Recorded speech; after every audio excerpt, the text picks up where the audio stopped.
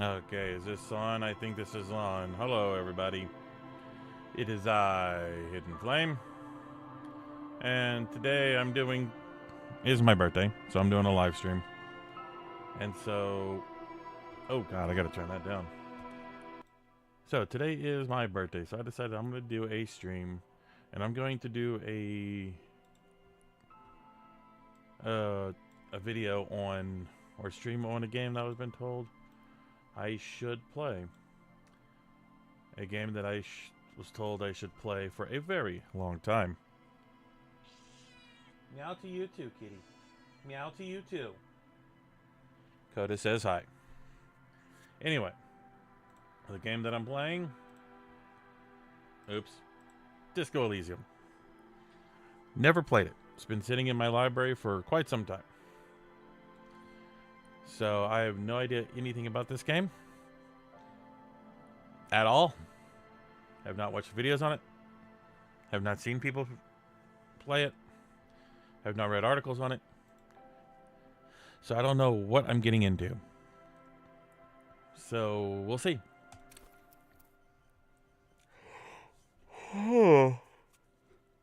Okay.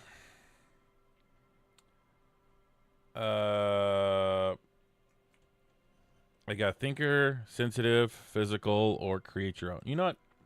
Let's create our own. Let's see. How many points do I have to work with?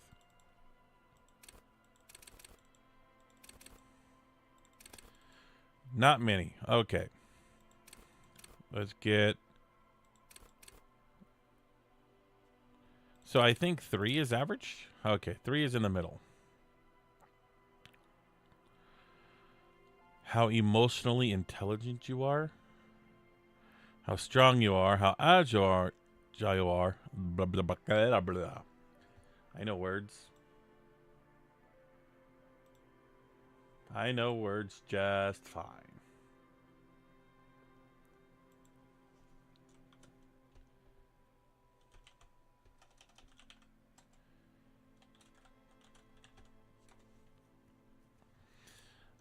Let's see.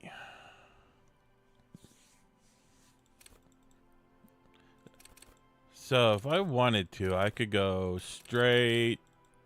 Oh, 6 is the max. Oh.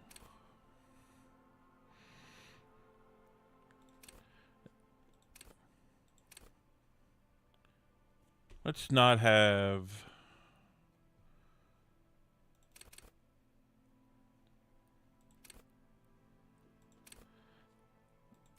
Um. Hmm.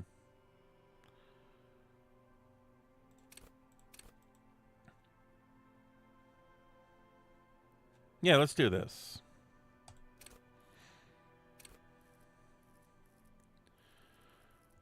Okay. Raw intelligence. Knowledge. Rigorous intellectual discourse, huh? So I think I'm probably going to put whatever that is. Wow. I'm not exactly sure what I'm doing here. Like at all. um. So I get a skill. Coda, knock it off, sweetie. Knock it off, sweetie. Knock it off. No. Not today. Not today. So what am I doing here? Select your signature skill. The skill will grant you a +1 bonus. Additionally, the learning cap for every skill of the same type will be raised by 1. Okay.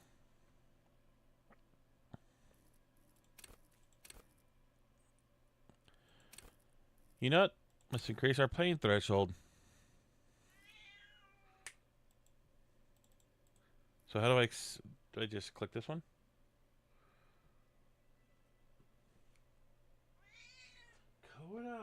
down. Please? Please calm down. Calm down. My cat. Cat's freaking out for whatever reason.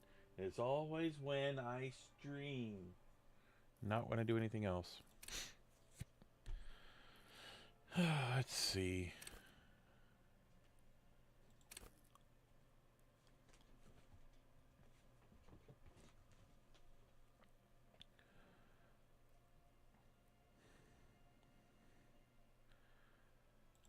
Understand cop culture. You know what? Let's do that.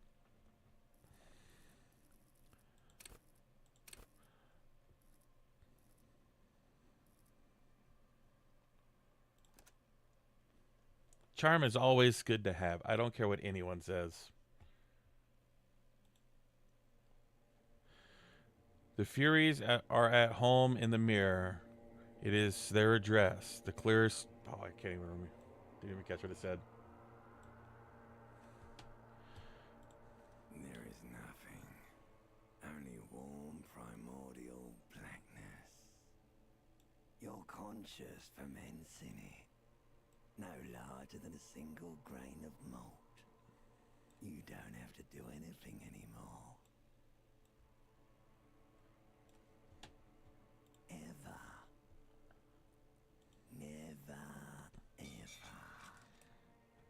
Never, ever. Never, ever, ever? Nope. Keep existing. Not in amount of time passes. It is utterly void of struggle. No ex-wives are contained within it.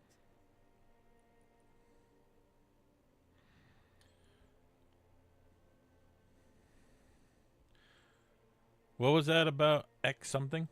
An awareness creeps up on you. A mass lies hidden in your dead angle, soaking in some lurid acidic sauce. It's bloated and shameful, full of meat surrounding you. This is a terrible line of questioning, and it will only lead to more awareness of the meat thing. No, I want to know about that X something. Ex-love, ex-tenderness. It is foolish of you to resurface to the loss. Not after all the damage you've suffered to get here. Some of it irreversible. Stay. Sail with me through the abyss of Pelagic Zone.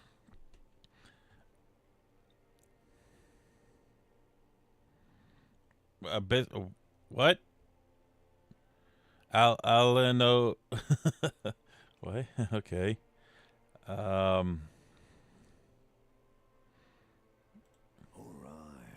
nothing town to fuck all borough.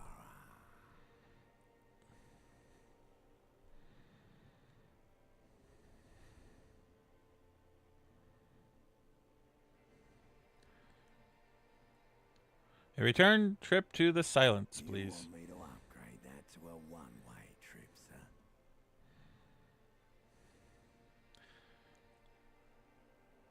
I need to belittle myself instead. Do you really? Don't be naive. Of course not. I want to sail the inky blackness until the forever ends. The song of death is sweet and endless. But what is this? Somewhere in the soul, bloated man meet around you. A sensation. Like a fly to the ointment, your conscience sticks to it. The limbed and headed machine of pain and undignified suffering is firing up again. It wants to walk the desert, hurting, longing, dancing to disco music.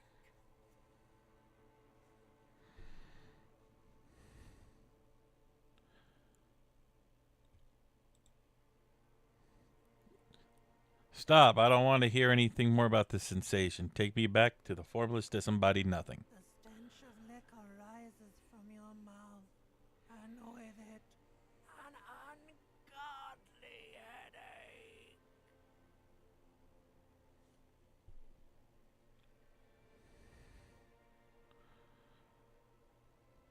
What sort of creature does this to their own mouth? A fiery streak penetrates your skull, trying to force your eyes open. It's a sound. Clarion call from hell.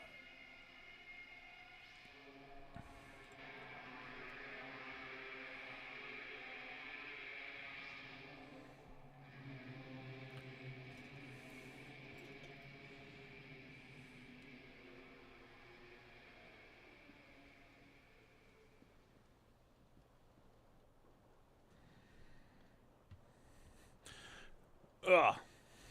Okay.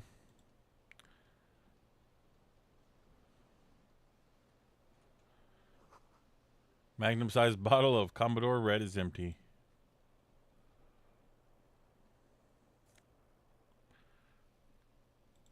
Cool. Okay. Let's clean up. Words fail to describe how rank the smells in here. Okay.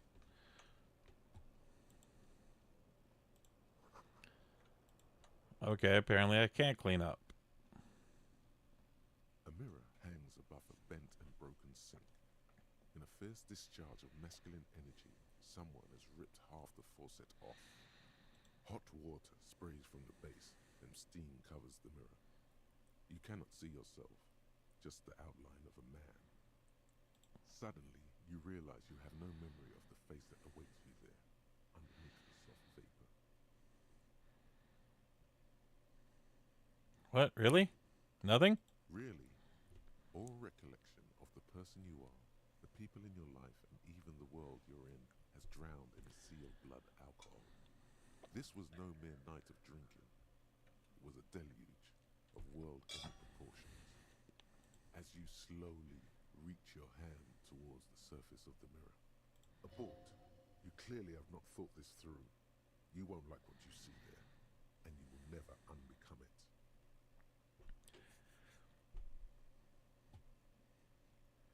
I still don't care. Behold. Okay. Is that a problem? Yes, this is Disco Elysium, Sci-Fi. And thank you. You have no idea who this thing is, do you?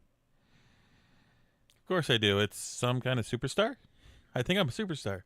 It appears you're also dead. There's clearly rigor mortis on your face. Oh wait, is that an expression?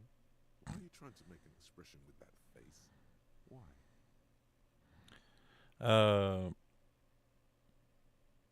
I'm not making it. The face is making it itself. Please stop. It's horrible. You're scaring yourself. Nah, this is what superstars do. You can't, can you? It's like it's not even voluntary anymore. You have worn that grin into your face, and now it won't come off. Okay. What does it even mean? What is the emotion you're trying to convey?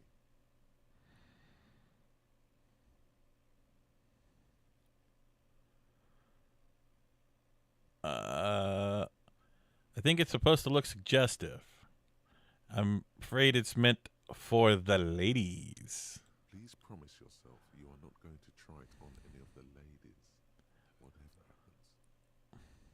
No one tells me what to do. That's right. Not even yourself. Go ahead, try something. It's not an order.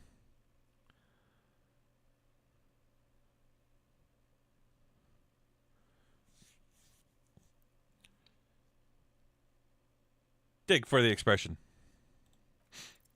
Like the rest of you, it comes from a bad place somewhere in the past. That's all you know for now. What about the other one? It's too late. Like an image of film. The expression belongs to your primary motor cortex. It would take a minor neurological miracle for you to cease producing it. Let's let the mirror be for now.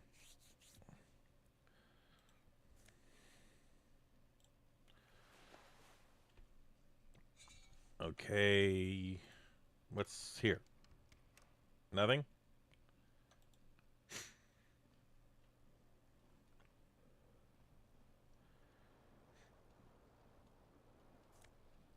grab my pants.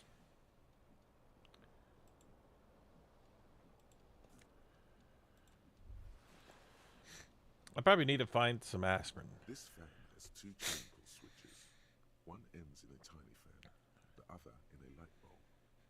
A truly horrific necktie has somehow attached itself to one of the blades. Grab the tie. You swoop up to catch the tie. Snap. It's released from the blade. Yay. What you have in your hand is a truly hideous necktie with 4 or 5 different patterns. The knot reminds you of a noose. Pull the light bulb. Terrible mistake. Oh. Turn Yeah. the lights off immediately. You can practically feel the photons burning a hole in your brain. The lights are off. The blades come squeaking to a halt. Okay, so I need something. I don't know what I'm doing. Shoes.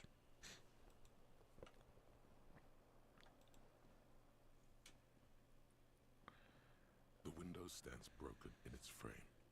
Cold wind blows in. Assess the damage. What do you mean, assess the damage? How would you do that? What are you even trying to do? The morning light hurts your eyes. It's hazy, but you see the ocean and some war-torn buildings. You hear a jingle. Keys are clinking in the pocket of your flare-cut pants.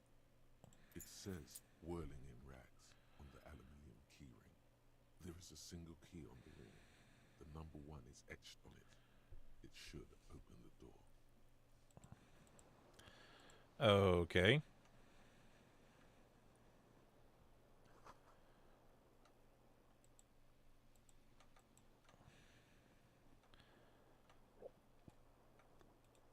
Okay, apparently.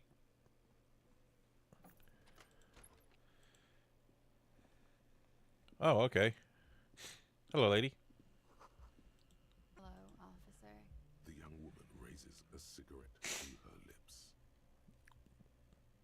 Her eyes are brown and her face is speckled with birthmarks. She can't be more than 28.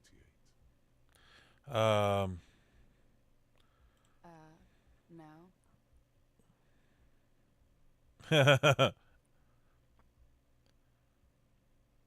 Wait, I know. I'm a business chief executive officer. Why did you call me officer? Because you're a police officer, sir.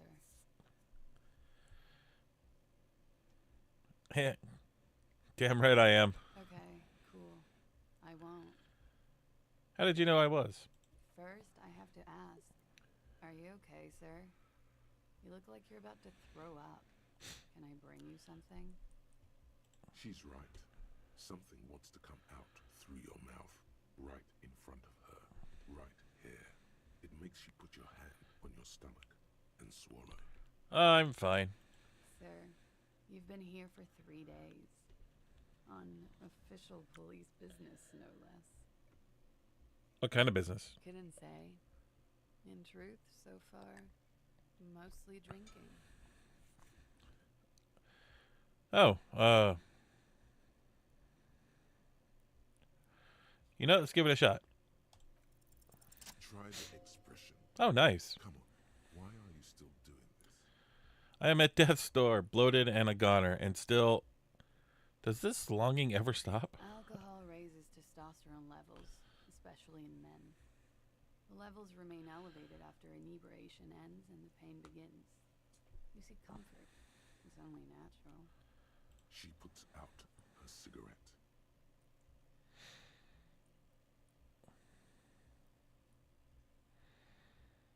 Something stirs in you as she's about to go. Call it an instinct, a need. The need to ask questions. It's like you said the words 1,000,000 times before. She looks back at you, a light glinting off her eyes.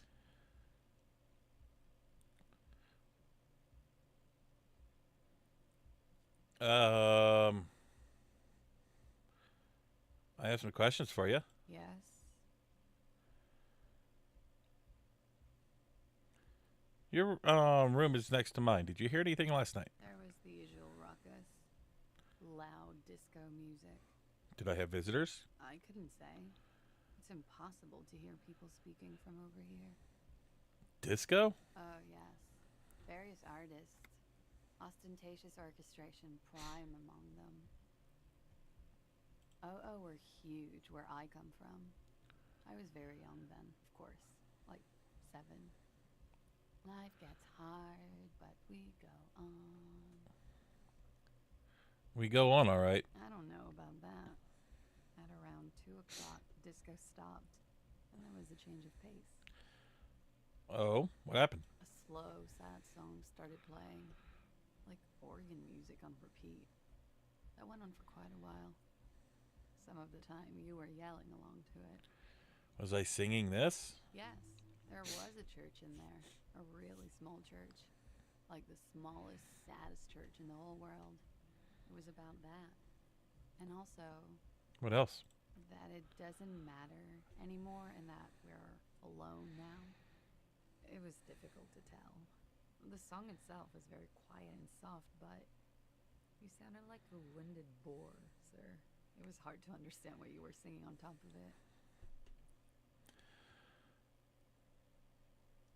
When you say wounded, do you mean like in a cool way, like a wounded beast? Yes. It was very cool. What happened? Then you started screaming and trashed the place.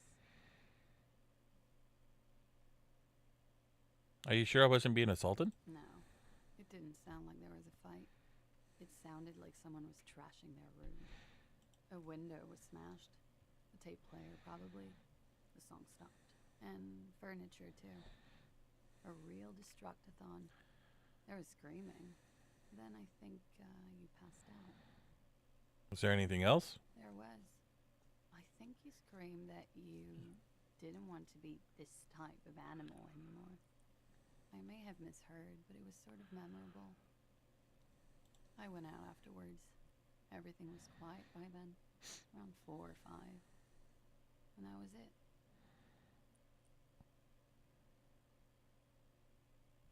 Where am I? You're in a hostel, sir. I mean, where are we? Where in the world? We are in Revachol. Revachol is the disgraced former capital of the world, divided into zones of control under foreign occupation. Half a century after a failed world revolution, she is central to our moment in time.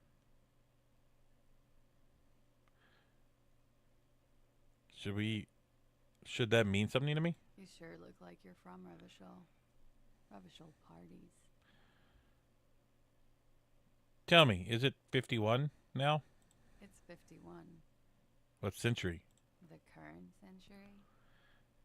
And what's that? What number? Centuries don't have numbers. They have names. And this is the current one. How many centuries have there been? Civilization has existed for 8,000 years, sir. What's so funny? You're right. There is nothing funny about civilization. So you're telling me the year is 8051. Okay, you can leave now. Glad to have been of assistance.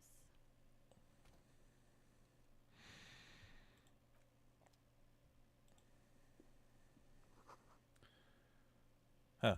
Okay. Knock knock.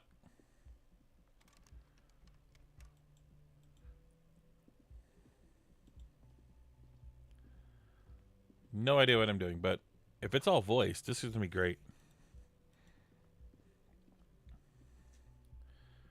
SciSpy, if you're still there, have you ever played this? Because this is my first time.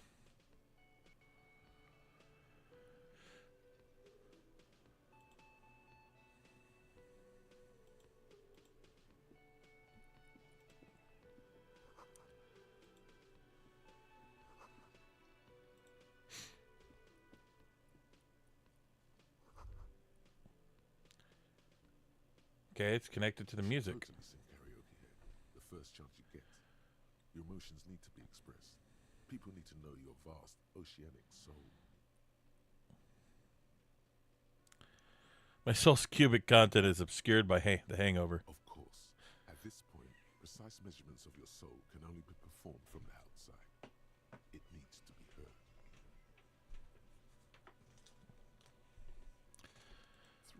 system by other people.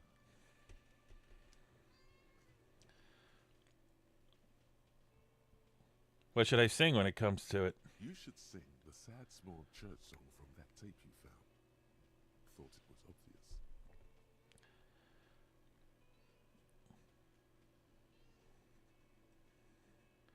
I was thinking something happy, like from those OO folks. No, don't sing the happy song.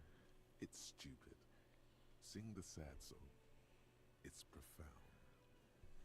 You would need another copy of the tape first, though. The one upstairs is destroyed. This goes well with a theory that I'm developing, that I'm down on my luck superstar person. Who is mistakenly identified as a cop for his prominent jawline? Yes, sounds likely. You should probably go on stage and pose for a moment when you're done with this thought. See if it works. Okay. Hello, sir. A man in his late 20s stands behind the counter, inspecting a stuffed seabird. As you approach, he gives you a sideways glance, then looks down again. That's what I'm told. You can't hear the game at all? Let me fix that. Let me know if this is better. That was disdain in his eyes. Even now he is purposely ignoring you. Looks like he's not a fan.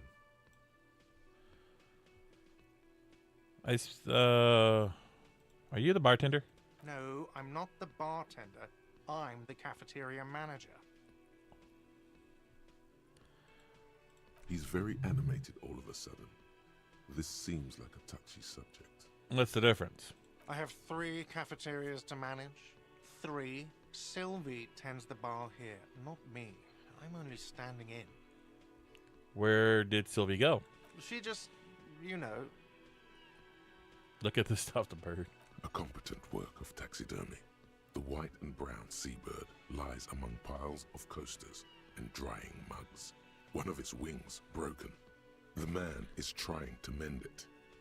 Looks like the bird was ripped off the shield that was used to mount it, most likely on a wall. A small engraved steel tag says, "The Great Skua, Stair Koari's Skua." Something about it makes you feel bitter. Can I help you with that? Look, your buddy is over there. He looks by the door where the man with the bomber jacket is tapping his foot on the floor. Why don't you go and talk to him, okay? What do you mean, my buddy? He pretends not to hear you, concentrating on the bird instead. Since you're not a fan of mine. Oh no, you're a hero. A real hero cop. Could the massive property damage upstairs have anything to do with this? You're being sarcastic. Am I? Or did you ride in, take the body down, solve the murder, and not trash my hostel room?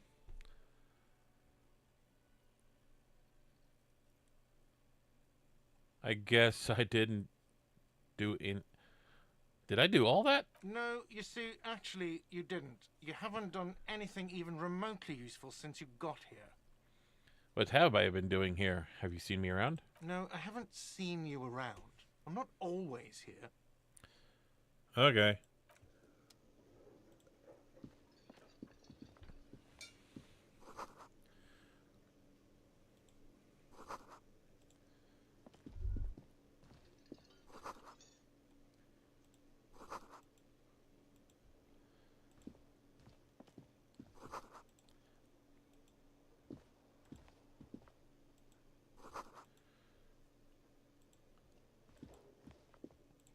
A lot of the Ukrainian developers has died. Like there was that one from the Stalker 2 game. I think it was Stalker. Who passed away. A bespectacled man in an orange bomber jacket is tapping his foot on the floor. Looks like he's waiting for someone. You. Hello. As you approach, he narrows his eyes and extends his hand in greeting. If an assault were launched on this building right now, if the windows came crashing down and the whole world descended upon you, this man would hurl himself in death's way to save you. You are sure of this, but why? On the sleeve of his bomber jacket, as well as on its back, are the same enigmatic white rectangles as on your blazer. Hello, I'm Kim Kitsuragi, Lieutenant, Precinct 57. You must be from the 41st. You realize he's waiting for your name. This is your chance to come up with a really good name for yourself. Get creative. Conceptualize. Concentration makes you squint your eyes. Your name should be deep gold and orange, like a forest fire looming on the horizon, but mixed with the stench of liquor rising from your breath. You're 2 steps closer to it, but there are still many to go. It's not yet time. Okay then. It looks like we had a little scheduling error on Sunday. Saturday too, actually. Have you had time to talk to the manager here? You mean him? Yeah, just talk to him. If you don't mind, we should talk to him again. Ask him for a rundown of the area. Now that I'm here as well. I understand the scene is out back, right? It also wouldn't hurt to assure him the police are finally here. In full force, I mean. Have you mapped out the initial interviews? I have not. Okay. We'll have time for that after we take a look at the coroner's case. Have you removed the dead body from the tree? No. So, the body is still in the tree. This is the first time you detect a weariness in the lieutenant's voice. It is obvious he would have preferred for the body to no longer be in the tree. Where it has been hanging for 7 days straight. We should go there as soon as we are done talking to the owner.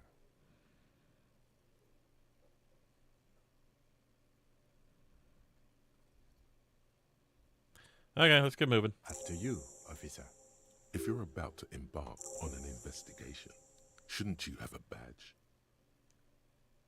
Wait, shouldn't I have a badge? Something? You mean you don't have a badge? Wasn't on me when I woke up. Losing your identification card is a serious matter. My vehicle has a shortwave. You can use it to report your badge missing. I advise you to try to locate it as quickly as possible. But getting the body down should still take precedence. Lieutenant Kitsuragi is now in your party. You can talk to him whenever by interacting with him. Okay, let's go get some ID. So where's your car? Or your shortwave, or whatever the hell it's called. That's an interesting looking vehicle. Before you stands a motor carriage. The bodywork is covered in blue and white livery, bearing the number 57. I'd actually drive something like that. Vapor emanates from the large engine on the back of the vehicle. It hasn't had time to cool off yet. This must be the infernal machine that tore you from oblivion. In the cabin, you are welcomed by a set of steering levers, a radio microphone on a hook, a pull-out toolbox under the seat, and the soft glow of the fuel preheater gauge. A scent of leatherwork and heavy fuel oils washes over you. Pick up the radio. The frequency tableau lights up, and the green button labeled Prime Line glows like a feline eye. And then you hear something. The soft purr of electrical kittens, radio waves cast far and wide over the metropolis. A woman's voice greets you through the static. So what exactly is the theme of this game? Because I am confused. The way he's saying it, it's like I'm not human. This is Precinct 57. Hello, Lieutenant. How may I assist you? Hello, Alice. Please assist our colleague from the 41st precinct here. I'm putting him on. Operating the radio is easy. Just be confident. You've probably done it 1,000 times. Oh, nice to meet you. This is Officer Alice Demetri, Precinct 57. How may I assist you? Under the green prime line, a yellow saved button catches your eye. You wonder what the lieutenant's default radio station is. I have something I need to report. Just a second, officer. 10-2, 10-5. This is 41st. Come in. Over. A scrawny old man sits in a dusty cubicle, smoking, with a large white rectangle sewn on his vest. In front of him is a box-shaped apparatus with an array of wires and antennas. Oh, it's raining. The radio switchboard. That's cool. I work at your station. 10-4. What's your status? Over. It's not good. 10-18. 10-20. Over. Can you repeat that? 10-18. 10-20. Over.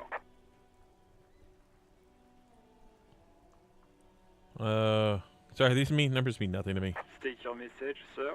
Over. I need to report my badge is missing. 10-9. Repeat message. Over. My badge, I can't find it anywhere. Basically, it's gone. 10-4. Message received. This is a very serious situation. I need to 10-22 the captain. Over. Is it him? What does he want? Says he lost his badge and needs to report it. He what? He lost his badge? Who lost his badge? Dick fucking Mullen. Who do you think? It's Officer Dick Mullen from the bestseller Dick Mullen and the Lost Identity. Dick Mullen is not your name. It's the name of a fictional detective who would not lose his badge. Defend yourself. Immediately. They're laughing at you.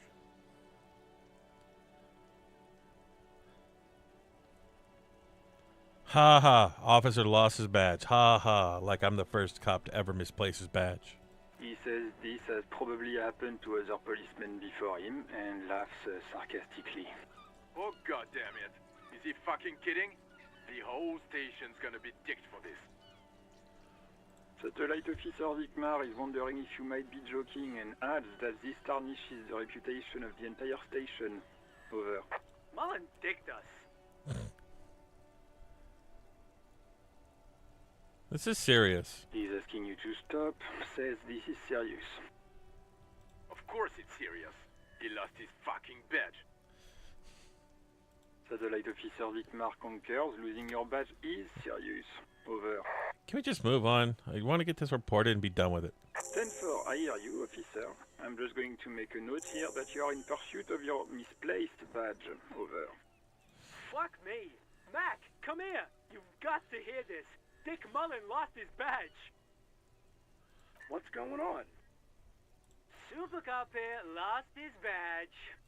He lost his what now? His badge. He lost his goddamn fucking badge. Could you all please stop saying lost his badge for a moment? He asks you to please stop saying he lost his badge. Okay, I know this is not supposed to be funny, but it kind of is. Why? Did he find it? Sergeant Orson was wondering if you found your badge yet. Over. You don't have a comeback. Sorry. It's hard to think like this. He's not replying. Looks like he's still looking for it. Enough with this. I have other things to discuss. 10-9, come again. I didn't get that. Over. Who fights even for Captain Sober? Ask him. Ask him if he's lost his gun, too. Sergeant Orson wants to know if you lost your gun too. Over. Check your pockets. Check your... Holy fuck. You don't know where it is, do you? Oh, dear. Okay, it's gone. Your gun is most definitely gone. 10-9, come in, officer. Did you get my question? We were wondering about your gun. Over. Let's try to convince them. Lying over the phone, it's easy. Just say it like it's the truth. And then it becomes it. I almost had a critical success. No, of course I didn't lose my He gun. says he didn't. Thank God for that. That would have been a nightmare. I don't even want to imagine the poor prick who has to relay that kind of news to the captain. Losing his badge is bad enough. Tell him to find it and fast. We can't have some gangbanger running around with it. We're all glad to hear you've not lost your gun, officer. You need further assistance? Over.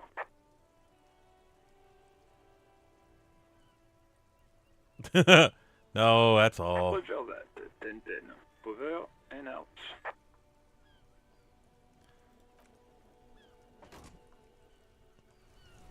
Well, that was pointless. What was the point of reporting my badge if nothing was going to happen out of it? Well, let's go talk to the bartender again. Oh, I can run. Cool.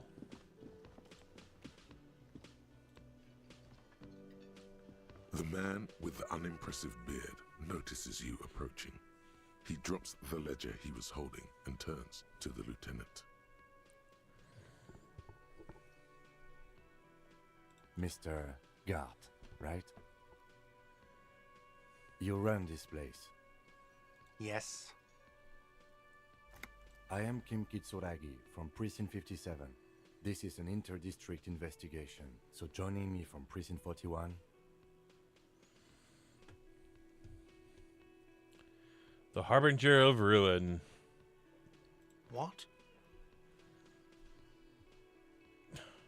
Never mind. Right. Now, I know it took us a while to arrive at the scene. It also took you a while to call us and report the dead body. It was you who placed the call, yes? No, I only just got here. It was probably Sylvie who called you. She usually works the bar here. I'm only temporarily taking over her duties. Okay, where is she? Do you have her number? As a matter of fact, I do. He looks behind the pile of coasters, finds a slip of paper, and hands it to the lieutenant. This sounds like something you can use to call this Sylvie later. You said you just got here. From where? Are you a local? What, of Martinez? No, I live in Jamrock. I only sometimes come here to keep an eye on the place. This is just one of the many, many cafeterias I manage. But you still know your way around, yes? In case we need directions. Yes, I know where some things are, but as I said, I don't live here. I just used to work here. And I'm not going to start working here again, if that's what you think. I didn't imply that. Detective.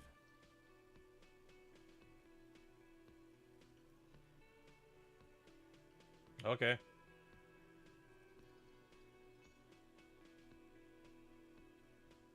Okay, Mr. Knapp. That's cool, I guess. I have everything. You? Oh, do I have... Yeah, okay. Yes, yes. He means, do you have questions for me, like a police officer would?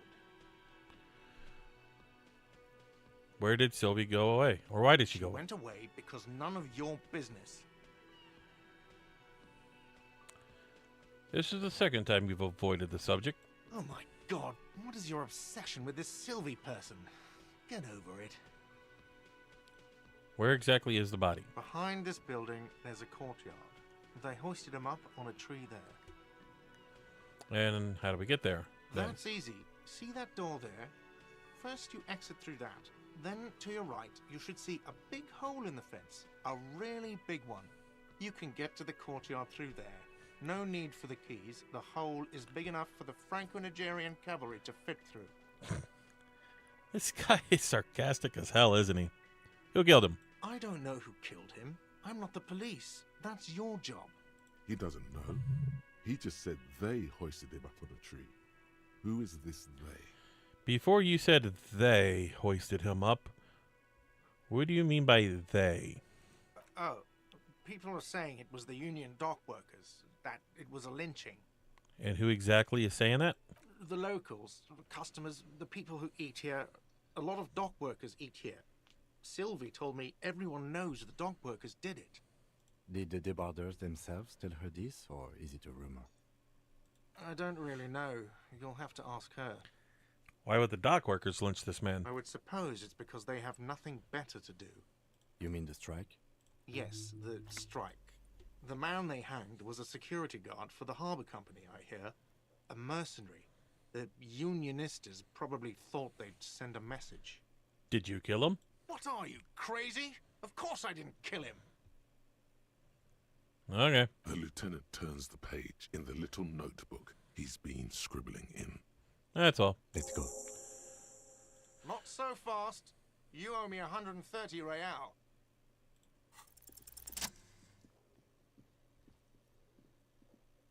As you blow this joint, behind you a whiny voice shouts. Real mature, man.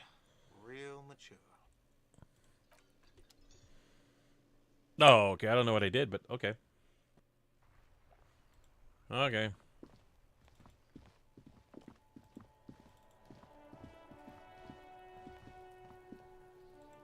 I don't know. I'm confused. I'm so confused at this. Kuno's got this. If there ever was such a thing as an ugly kid, then this is it. He's almost exquisite in his ugliness, like a gremlin. Oh yeah, Nappa Gumpy, Kuno! Police business. Word, kid. Right in the dick, Kuno! Get him right in the dick! Love it in the dick. The boy is sweating profusely.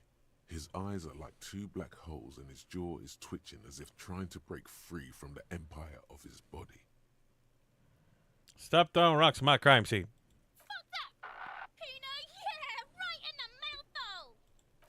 Shits himself. The rake, Kuno! You should throw the rake at him, Kuno! The fuck? Does Kuno know what a rake is? Kuno's not a gardener. Kim, what should we do? We shouldn't do anything. I don't tempt such forces. Forces? You will see. Are your kids siblings? The fuck are you talking about? He's calling us Kuno! He says we're fucking each other! No, but okay. Alright, entertain the Kuno. Show me what you got. What you got there? What you got, huh? Show me what you got. The kid moves his hands like a basketball player dribbling fast. Hey, who is Kuno? Kuno's Kuno, pig?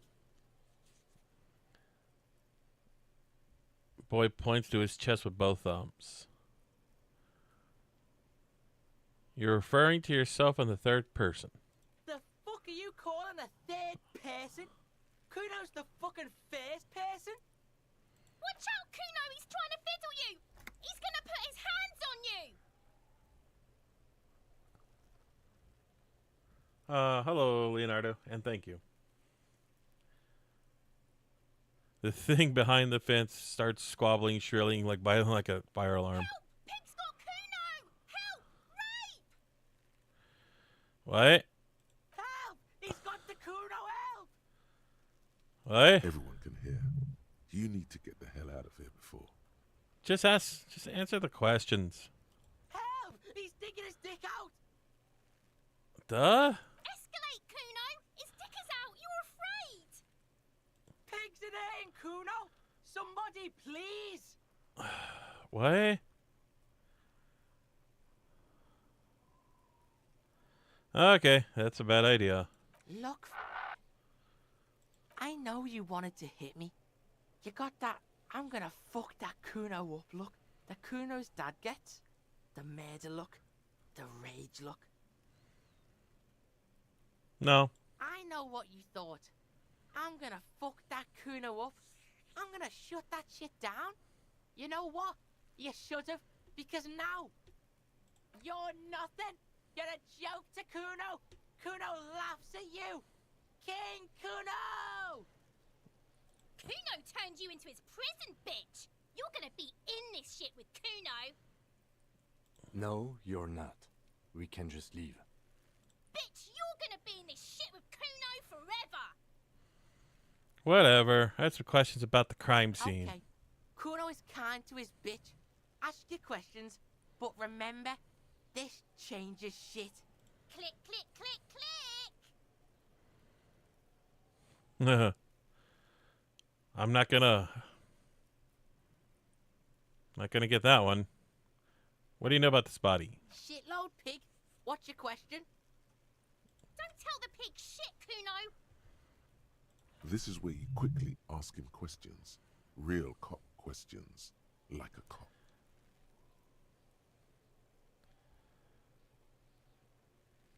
Do you know how he got up there? Probably climbed.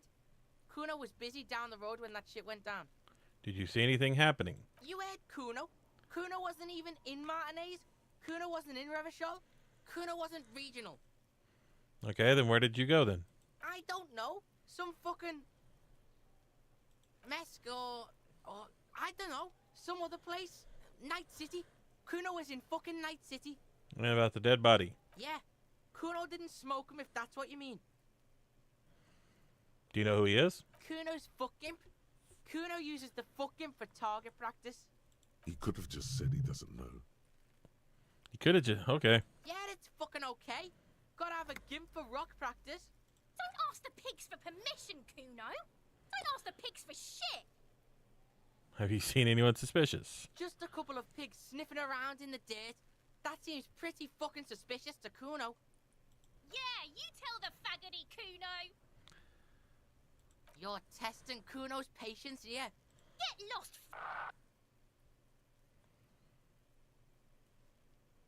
You kids often play in this yard. Right, pig. This is where Kuno plays with his little wooden choo-choo. What do you want with it? Yeah, whatever. Kuno doesn't give a shit. Okay, I guess I'm leaving. Kuno doesn't fucking care.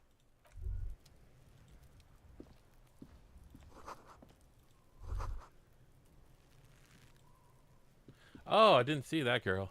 Okay. The corpse looks at you with bulging white eyes. The face around them does not look human. It's swollen and ready to burst. His lips are fish-like and his tongue like a ball gag in his mouth. You seem to be holding your breath.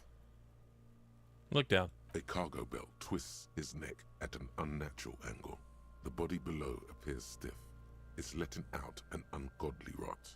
The smell seeps in, even through your clenched nostrils. Why is it so bad? Active decay. It's okay to throw up, officer. No one is judging. He's about to blow. Cop's gonna blow, Kuno.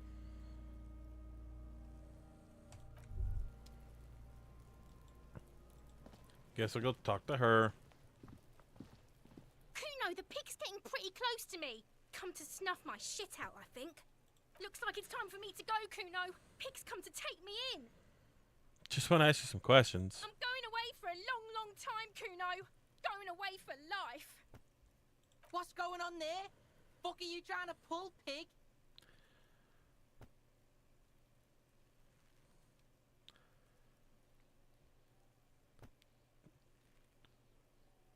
Converse with me. Murder was the case they gave me. She almost vanished behind the fence. Okay. Yes?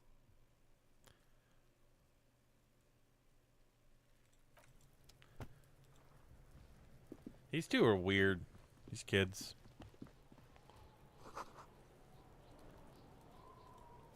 Is there anything else around here?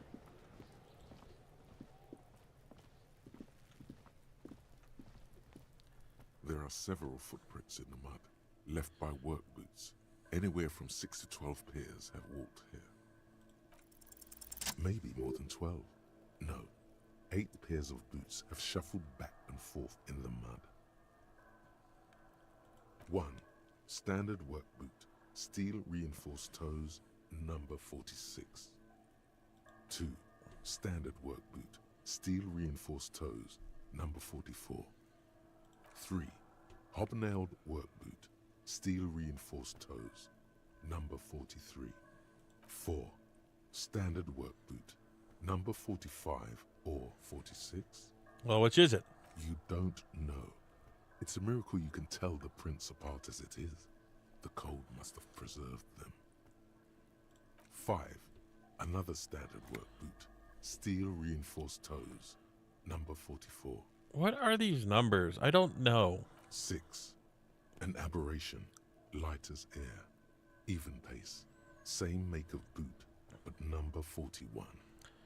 Male or female? Impossible to tell. Could also have been an adolescent. The gait is undeveloped. I'm pretty good at this, aren't I? You're not bad. It's as if the whole world darkens. Everything else has a thin film of unimportance on it, and the tracks burn in the middle of it, in a strange, beautiful way. 7. The glowing outline of a standard work boot. Number 46. But the imprints are twice as deep as the others. The weight exceeds 200 kilograms. We get a big man. 8. And yet another standard work boot. Number 44. There's an aberration in the pattern of the sole, however. The right sole is smoother, more worn. So we got a heavy set, probably a light set, bunch of normals, someone who walks a lot. How many? 8. I was pretty off then. I counted 20. The same guys are going back and forth. I never got the hang of it. Hyperopia. Do you see anything out of the ordinary? Number 41 shoe is light. A woman or a kid? Don't know. Understood. Anything else? That one is heavy. 200? Could it be the combined weight of two people, one carrying the other who's tied up? Let's say a heavily built worker carrying a similarly built, soon-to-be-dead man. He might be right. 200 kilograms of living weight is unlikely.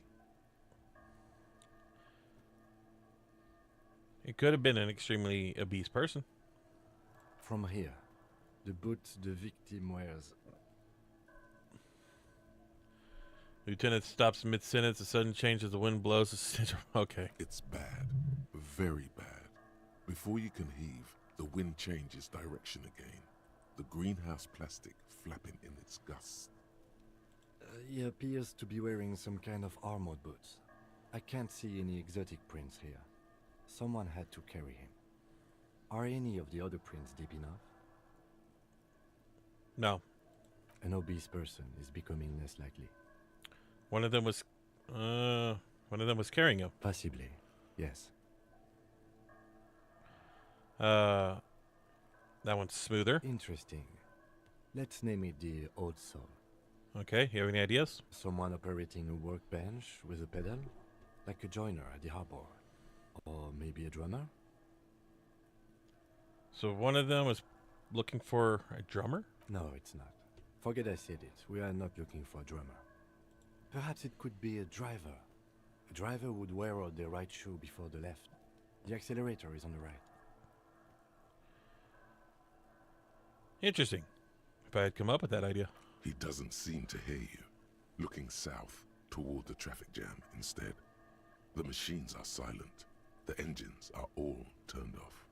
We should keep our eyes open around the traffic jam. See whether anyone strikes out as a potential suspect. Seems prudent, no? Yeah, might as well. Mm-hmm. How do you think these tracks are? A week, maybe? 7 days would fit the time frame provided to us by the caller, who reported the hanging. It is not impossible. How do you know? I pulled last week's forecast for coastal Havashol. 7 days below freezing. The day before, the day of his hanging, was the last warm day. Correct again. Sub-zero temperatures would preserve the tracks in a good state. The commotion here could have taken place a week ago. What do you think happened here? What do I think? A mob of people brought something heavy to the tree. One of them was carrying the victim. They shuffled around, especially under the tree. Then, after hoisting him up, they stood in a semicircle facing his direction. At first glance, this appears to be a lynching. Indeed. They all stood in a row here and looked at the tree. We've been through all of it. Okay.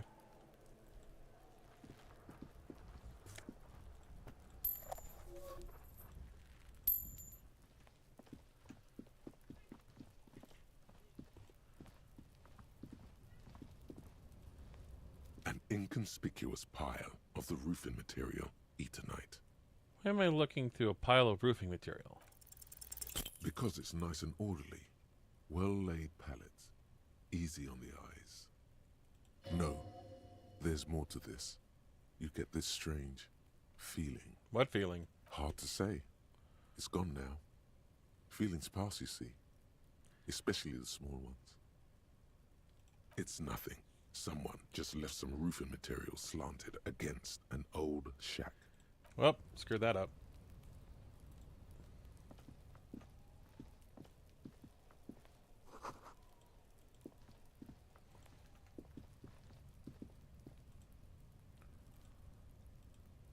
Can I get back there? No. So what exactly am I supposed to be doing here?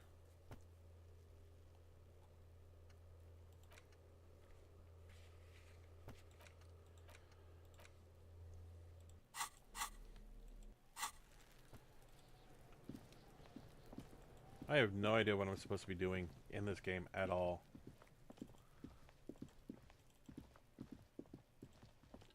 You see a set of tire tracks in the brown slush that covers the plaza mosaic. No, these tracks are not interesting at all. Let the street sweeper just sweep them away. What kind of vehicle drove through here? Hard to say. Your vision is blurred and you're having difficulty concentrating thanks to your relentless hangover. Why am I looking at this? Cop habit.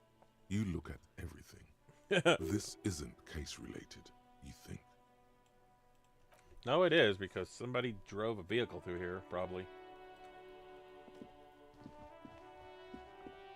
An old call box with a matrix of push buttons lists all the companies in the East Delta Commerce Center.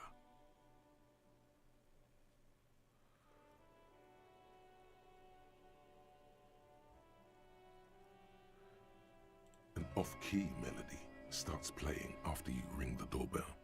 Then a woman picks up the receiver.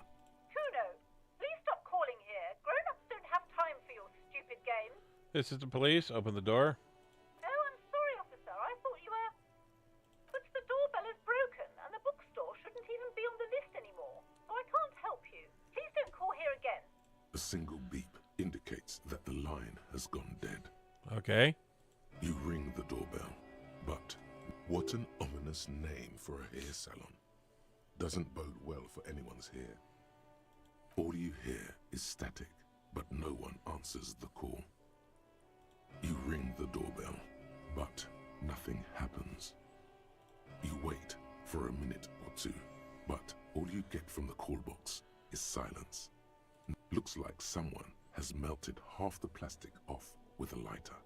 The doorbell doesn't work anymore. Okay. You hear static from the intercom speaker. It sounds as if someone has picked up the receiver, but isn't saying anything. You can almost hear them breathe. Is anyone there? Yes, hello. This is Tricentennial Electric. Have you come to place an order? She sounds almost antique, as if her voice was being played off an old wax cylinder. A receiver must not be working properly. Wait, but what happened to Slipstream SCA? There's no Tricentennial Electrics on the list. Hold on. I thought I was calling Slipstream. My God. The lieutenant exchanges a look with you. Sorry? It's you. My God. I didn't think I would hear your voice. She must be mistaking you for someone else. No, something's wrong here. Are you sure she's talking to you?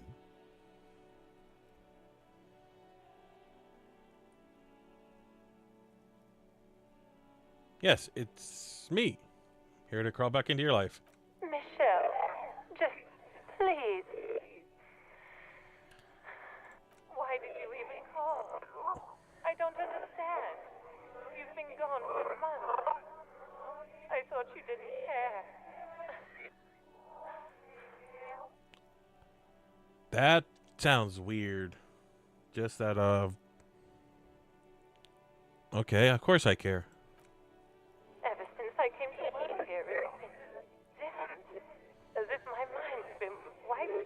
A spot of static overrides her words.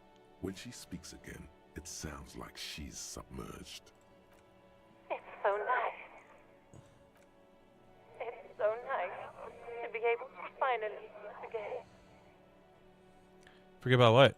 She sounds like she's about to cry. Please don't cry. She doesn't answer. Are you still there? Silence. The only thing you can hear now is static and waves washing ashore on the bay. What just happened? Another seagull passes by. It's getting cold standing here, staring at the silent call box. I don't know what happened either. We should probably stop playing with this thing. Alright, goodbye then. You press the number sign on the keypad that terminates the call. 12 name cards on the call box read. Fortress? Silence. No one's home at Fortress Accident.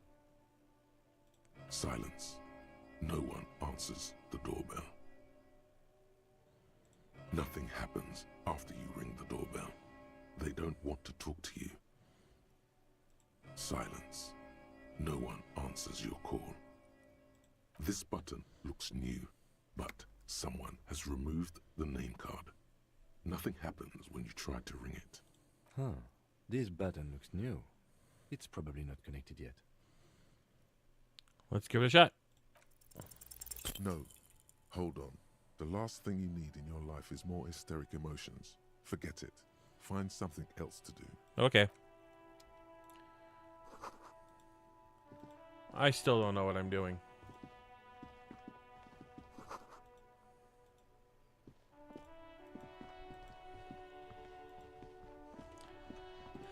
Talk to her, maybe she's seen something. Hello, sir. Step right in. The store is open. Hi. Are you interested in a new and exciting book? Is it okay if I ask you some questions? Okay, sir. I'll try to answer any questions you have. I hope they're about books. What is your name? My name is Annette, sir. My mum, her name is Plaisance. She owns the store. She's inside minding the register or organising the stock. Okay. Feel free to step in and browse our wares. Are you standing out here in the cold because... I'm signalling that the store is open. Otherwise, people might not know. They'd miss out on the crime, romance, and biographies of famous people.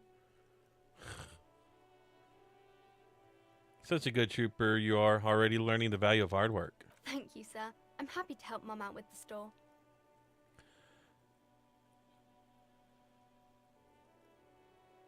Shouldn't you be in school or something? I do my studies at home at the moment. I have to help Mum keep this place running. Isn't going to school more important than this? Mum says it's necessary to do both because it builds character. Mum says a proper worker is dutiful. That's how you get ahead in life. There is stress and unease behind these words. She's reciting etiquette. How's the business going? Mum says it's peachy. She was a little afraid at first. There's talk about this house being cursed. Behind her, the window has been boarded up. You sense the boards creaking, twisting for a second, and some kind of doubt in her tense shoulders. In what way is it cursed? Cursed in the way that makes them say that no business has ever really thrived here, sir. That they all go... Bankrupt? Exactly. But we've been doing fine so far.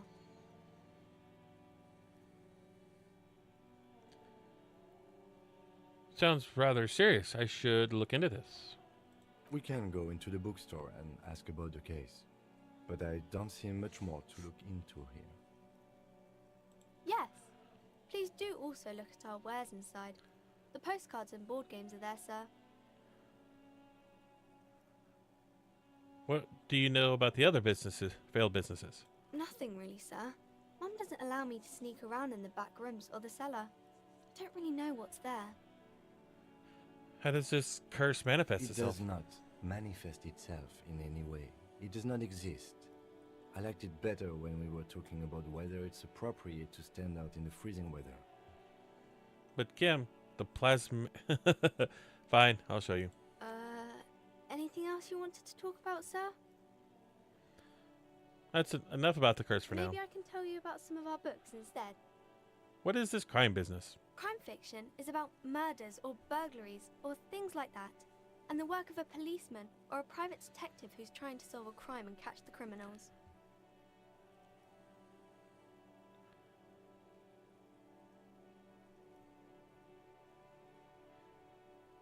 Why would anyone want to read about crime? It's exciting to people, I guess. They get to imagine dangerous things, and it's kind of like a puzzle, where you can guess who the criminal is, or how the good guys are going to catch him. I'm a policeman myself, by the way. You don't look much like a policeman. Well, what is a cop supposed to look like? Didn't mean to offend, sir. Sorry, sir. It's just that you don't look like Dick Mullen.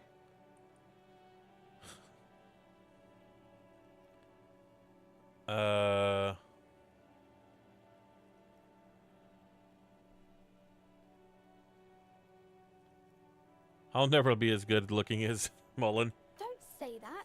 He's not even real. You're real. I don't really want to deal with this. It's too much. That's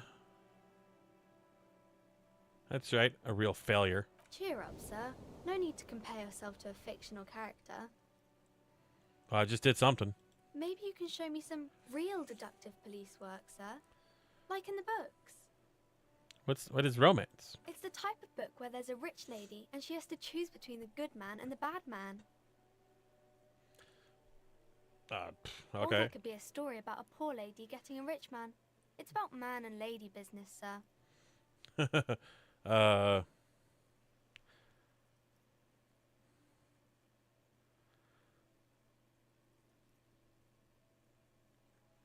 What about a book where the man and lady business doesn't work out at all? I haven't read many of those. Maybe you should ask Mum. You think she has one about an excruciating, painful breakup? I don't think it's a romance story if the main characters break up, though.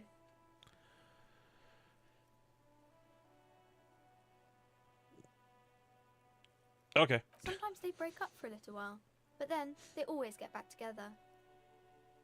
Maybe some about other books? Famous people? Oh, kings and queens and generals of old, or artists and writers, or musicians, those kinds of people. There's usually something extraordinary about them. Okay. I think that's why people read them, to find the secrets of their fame. Seems like most people who read those books fail to get more famous from reading them. Reading those books doesn't make the reader famous, does it? But it does make the famous people more famous. Fame is for vain people. I have better things to do. Okay, sir. I'm going to do something now. The girl keeps her hands folded, hidden. Why is that? Why do you keep your hands folded? What do you mean, sir? Can you show them to me? She looks around anxiously.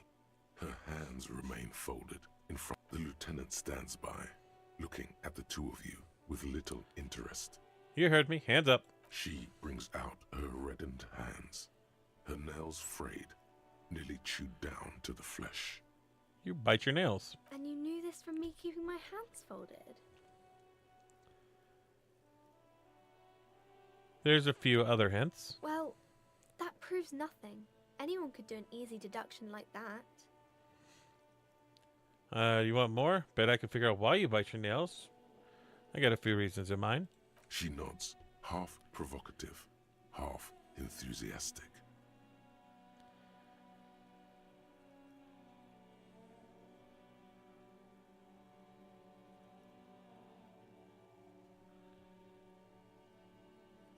You're uptight because your mother and the pressure she's putting on you. Maybe so, sir. Okay, I know it's a bad habit, and I shouldn't. Either way, no. I hope this entertained you. It was okay, sir. There's more that can be achieved here. Ask her to do the same. You think so? Fine, to do something about me. You're quite sober. The lieutenant does not flinch at the comment. He does not flinch even a single bit. He is intensely not flinching. It takes effort. How do you know I'm usually not? Because you usually aren't.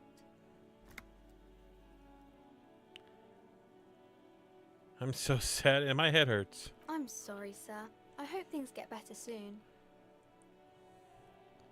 There she stands, swaying on her feet, assaulted by the early spring breeze. She smiles at you. The whole situation suddenly feels familiar, somehow. Because you know each other. She's been talking to you so openly because you've talked before. Have we met before? Yes, I stand in this spot all the time. You've been running around all week without your shirt on, sir. Telling people about being a star or something. I don't really understand who those stars are. Did I ever talk to you? Of course, you stopped by a few times. You certainly look better than the last time I saw you. Thanks, I'm trying. Yeah, I can see. You don't have party eyes anymore. Party eyes.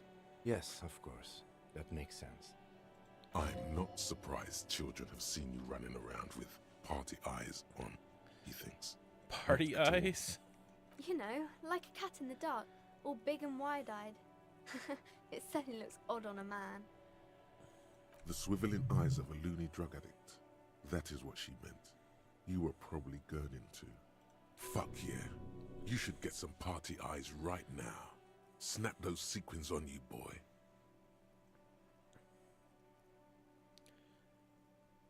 Means I'm narcotics? Oh, baby.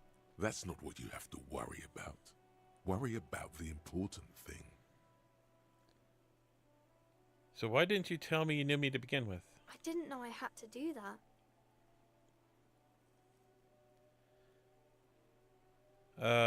Guess I learned something about myself today. I'm glad I could help you, sir. See you around, Annette.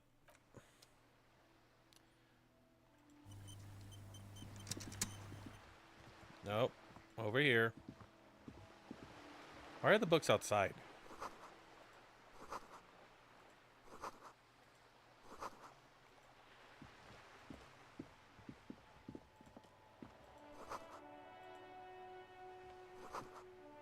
Huh.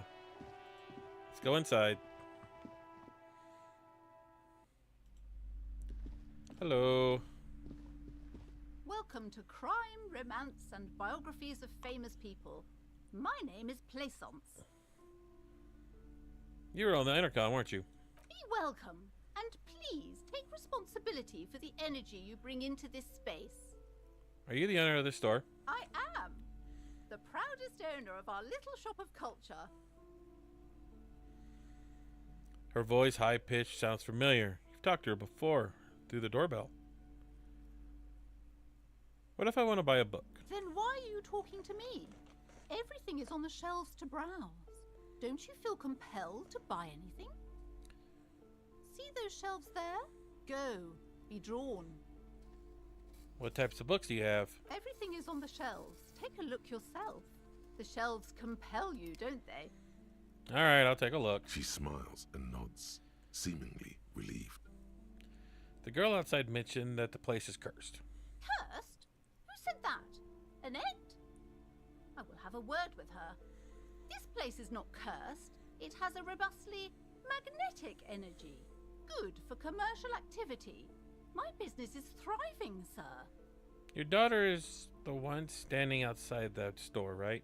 Annette, yes, my daughter. I hope she wasn't slacking off again with her nose in science fiction. Tell me, was she at her post doing her job like a proper girl? Yes, of course. Wonderful. Did you talk to her? I have. Great. On a scale of 1 to 10, how compelled were you to buy books after talking with her? 10. She's certain. Okay, so for someone who has worked in customer service, a 1 is you're fired. A 5 is eh. A 9 is still eh. It's a 10 or nothing else. But the girl out front, she was definitely a 10. Very polite, very curt, you know. So always give people customer service a 10. My precious, her dedication brings joy to my heart. If you have children, I hope they turn out as great as my Annette. Annette is quite a trooper. She's a great value add. As a young girl should be, with the proper attitude, she'll have a bright financial future. She is a trooper, all right. Looks like she can handle it, but it's actually wearing her down. You know she's been biting her nails? God. I've told her not to do that. It's such a disgusting habit. She'll get over it. Anxiety is a part of life. I don't think she can do anything about it. She can, if she has enough willpower. This is what's called growing pains. Life isn't easy. Life doesn't give breaks. No, it doesn't. Come on, ma'am. It's obvious she can't do anything about it. You are placing an unnecessary burden on a young child.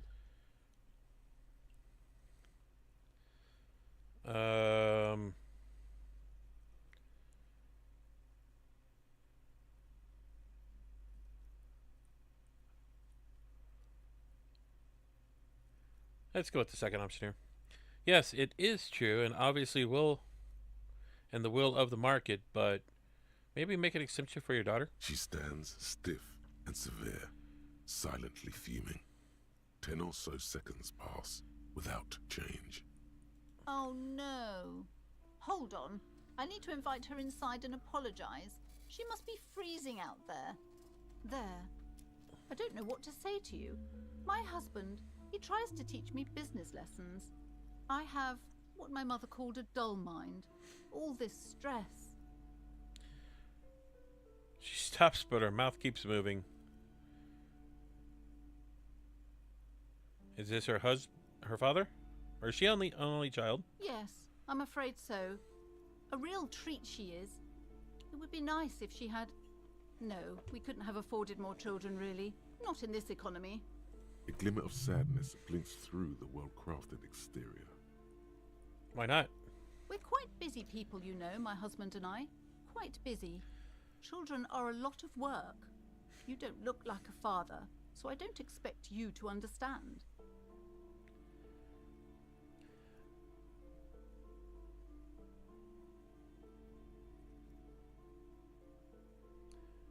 A1 is Kuda? What do you mean? I'm sorry. I'm sure you do understand. She told me that she doesn't go to school anymore. She's been too busy helping me here. So she studied at home this trimester. This is a temporary solution, of course. Trimester, not semester? I assure you, I of all people understand the importance of education. She will be back in school the moment the store takes off. Yes, my husband is a successful entrepreneur east of the river. If only he were more involved in the business we're running up here. No matter. Soon we'll both be off for Grand Couronne. And your husband's also involved with the bookstore? He made the initial investment.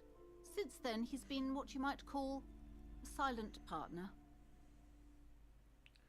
Oh, yeah. Number one is terrible. But when it comes to customer service surveys like that, on a scale of 1 to 10, or a 1 to 5, anything that's not a 5 or a 10 in that situation is basically a 0 in the eyes of upper management. The woman looks aloof, her features much softer. Occasionally she glances at her daughter's silhouette. Then why are you talking to me? Well, she smiled. Let's see about buying a book. Oh, she came inside. I'm sorry, sir. I can't talk right now. I'm very busy with my homework. I have so much homework now. You just can't win.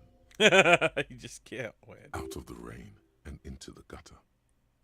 What are you doing now? Math. It's really difficult. Like, really. They say you need it to get rich. Better than standing outside in the cold, I guess. Oh, I found something while you were away. Yes, that is true. Anything that's not perfect is a 0. And if you get a 1 on either scale, you will get fired. So what is it? I thought this would fit you.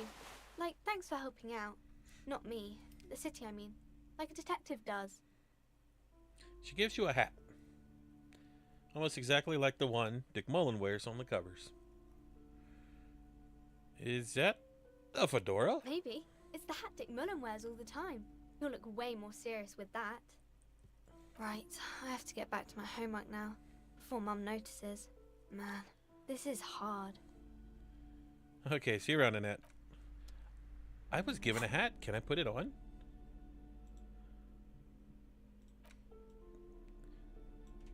I wanna put it on. Yeah. I have a skill point.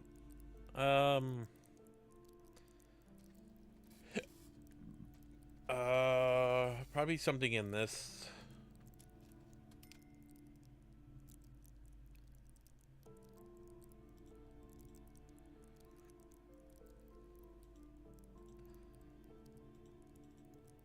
So how do I use it? Boom. There we go. Is that the only one I have? Cool. How do I get out of this? There we go. I got a hat. A small mountain of colorful board game boxes. There are numerous types of games for all ages. A lot of shelf space seems to be taken up by Wirral-related merchandise.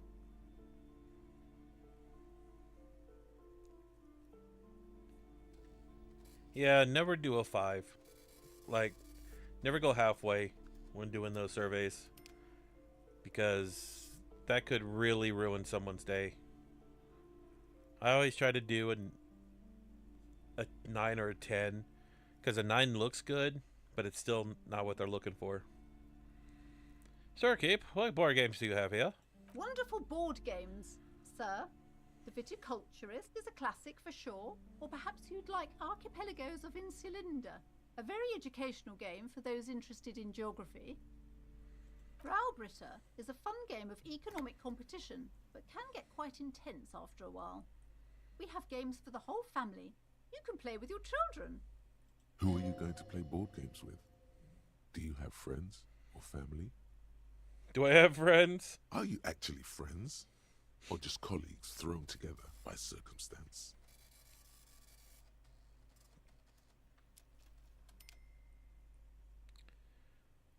Look at me. Who would want to have children with me? Don't be so hard on yourself, sir.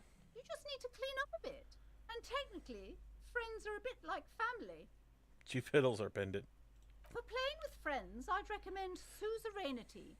It's a civilization building game where you build a civilization, then set off to brutally colonize and repress other civilizations. It'll cost 12 real. That makes me want to go play Civilization. Lousy auras there. No, role-playing games are popular among those types. You know, who are into those kind of things. Personally, I don't like it. Not at all. What type of things you talking about, ma'am? I've heard they turn people into occult enthusiasts. That they have rituals where they try to summon entities. Highly immoral stuff. You can still buy them, though. An endless variety of source books, lore books, and codices litter the table. The topmost book is titled Welkin Compendium, 2nd edition.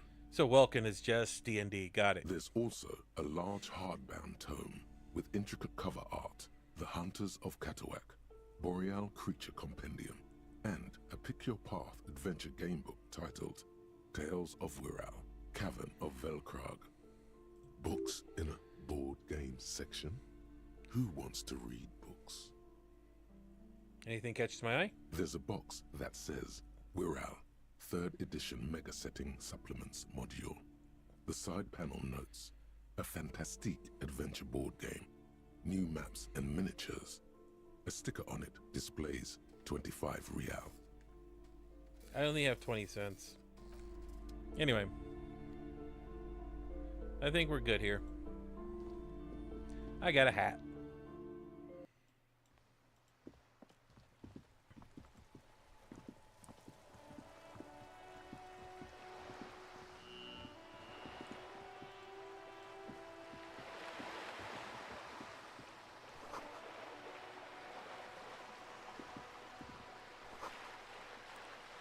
Tib says windows. Okay, probably could use that.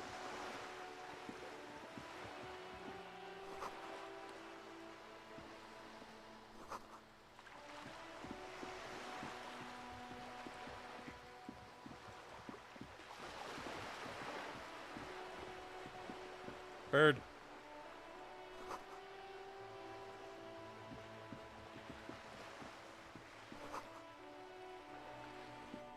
Just trying to go around the building here, but okay.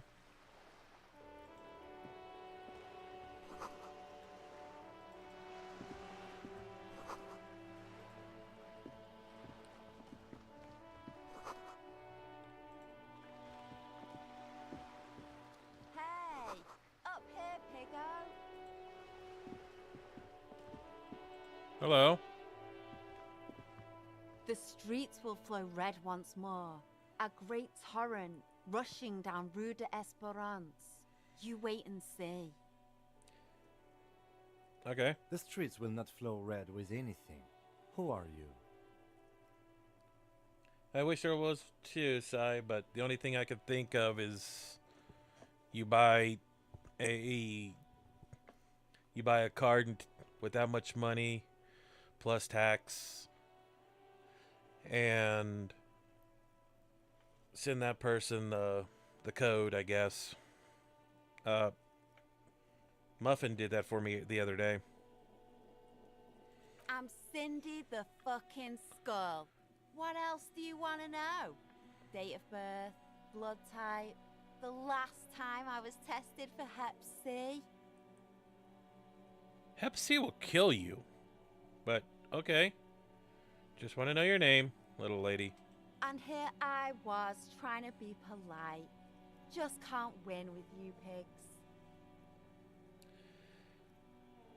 What are you doing on the wall? Into the wall. Can't you tell?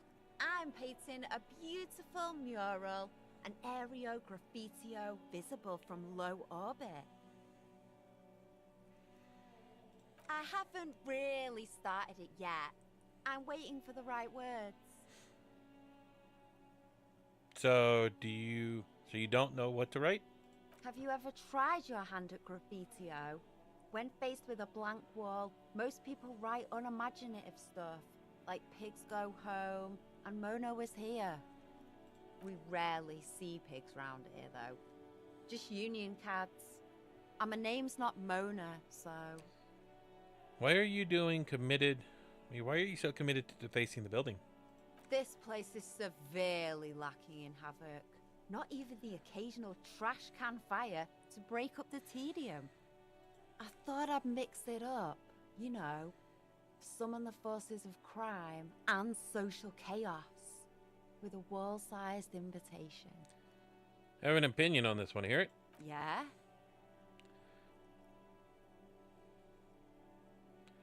I love public art. Don't mind us. Keep doing what you're doing. Thanks. I'm sure the inspiration will come to me now that I have an official RCM stamp of approval. Do you know anything about the recent murder? I ain't no snitch, Pigstein. Go forth and forage in someone else's shit. No shortage of squealers in these parts. Actually, there is a shortage of people who talk to us in a normal, calm, informative manner. We weren't put on this earth to make your life pleasant, fucko. You keep looking off to the side. What are you looking at? The lieutenant furrows his brow at another one of your eccentricisms. Hatred, disgust. It's difficult to tell which of the two is more present in her girlish features.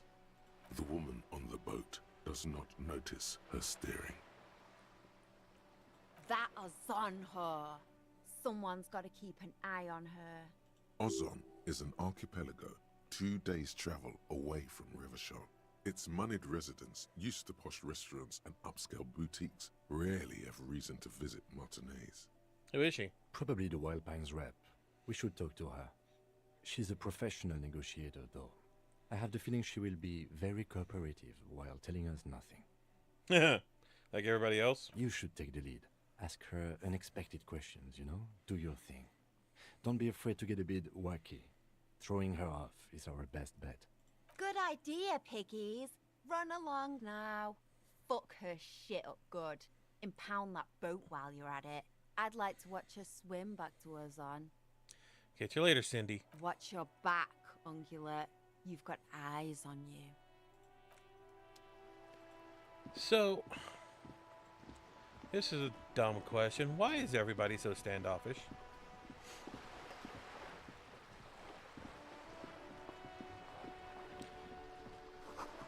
Is this one of those everybody knows something but no one says a thing type places?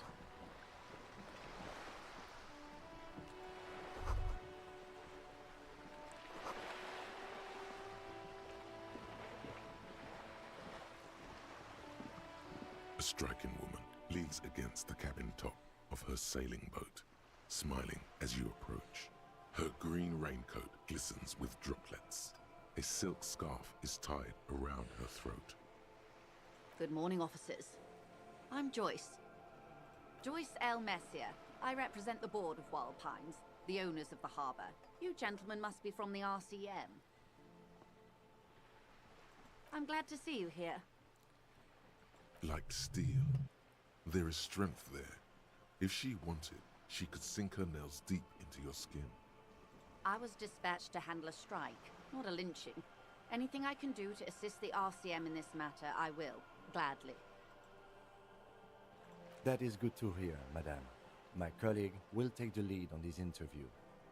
I should let you know that he is recovering from an unusual medical episode. Very unusual. But I can assure you of his ultimate competency.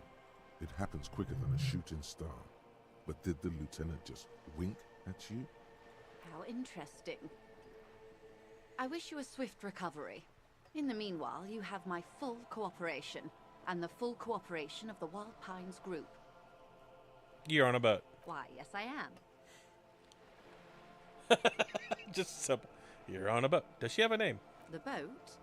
No. It is called Cor de Leyte 19, because that's the type of sloop it is. Okay, but what kind of boat is it? It's a pleasure craft, a 19 pacer.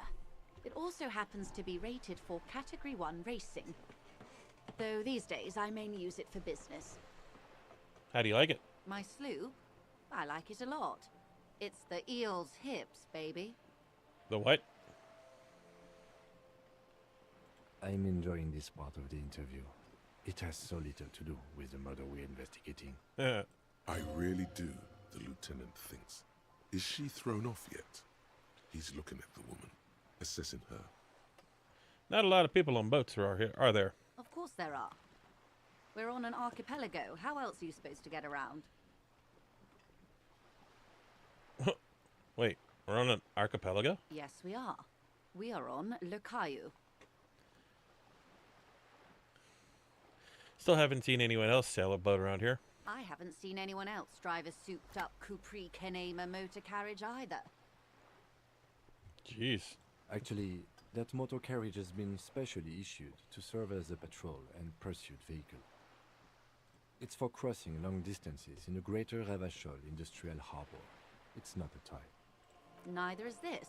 A toy, I mean. It's a machine for crossing long distances in the Bay of Revachol, between the city and the islands. Do you have a license for the boat? Officer, I assure you I'm a highly qualified pleasure craft operator. The crowns of her teeth are porcelain, white as the boat's hull as she smiles. Her nonchalance might be related to something called the Wayfarer Act, a law that says she doesn't need a license. Sly Fox, you're not aggressive enough to harass her further on the... Good.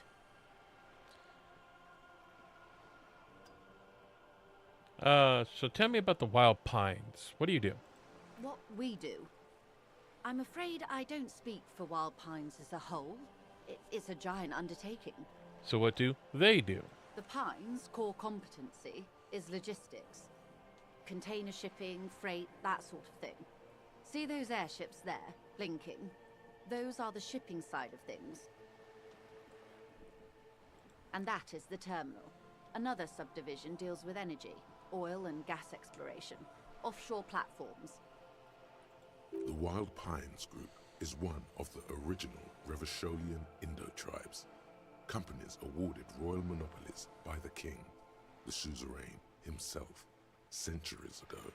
The king is long gone, but several of the Indo tribes remain. You know, I would hate to be the voice actor for this game because these are some really interesting made-up words. Who are the other Indo tribes?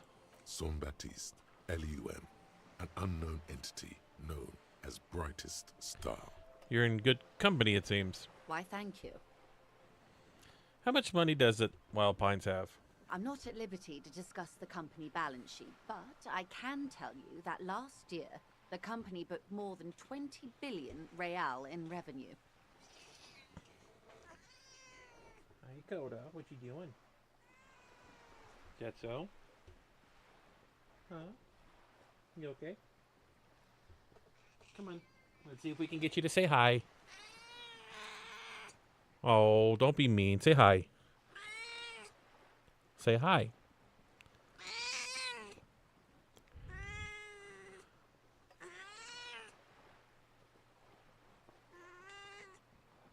Is that so? Okay. Okay. $1 billion? Wow. 20 billion is a large number, but the conglomerate employs 72,000 people. They all need to be paid. Then there are capital improvements, interest payments. A conglomerate the size of the Wild Pines is like a shark. If it stops moving, it will die. Then what becomes of those 72,000 families? It's a tremendous responsibility. So where does Wild Pine get all these billions? They started as an exploration and cargo fleet conducting trade between the Samaran and Insulindian Easterlers 250 years ago, when Pine ships explored the South Seminese and charted Lormantang on behalf of the suzerain. Centuries of care, deliberation, and madness have gone into this endeavor. Vessels pass through the great unrest to re-emerge with apricots in tow. The logic of the system is totalizing. It's taken everything from its employees to build it. Probably helps to start out with a royal monopoly. You know more than you let on. Certainly it helped, but most of the original Indo tribes have failed or been absorbed. To survive, Wild Pines had to grow and adapt. No suzerain did that. Where does such a huge system want with a place like this? You mean aside from being the terminal's legal owners, who are responsible for moving 8% of the world's cargo? 8% of all the cargo in the world? That's quite an endeavor indeed. There are no minor cogs in the system. Each terminal must be accounted for, lest the entire system break. Every hiccup in such a system means thousands lose their jobs, the world over. I'm here to assure that doesn't happen. With your help, hopefully, says her warm tone. What can you tell me about this strike? Everything. Right up to, but not including, trade secrets. And if I wanted to hear these trade secrets? First, you'd have to repeal the Emergencies Act of Trade in Elements. That gives me the right to silence. It's quite the octopus. How do I repel?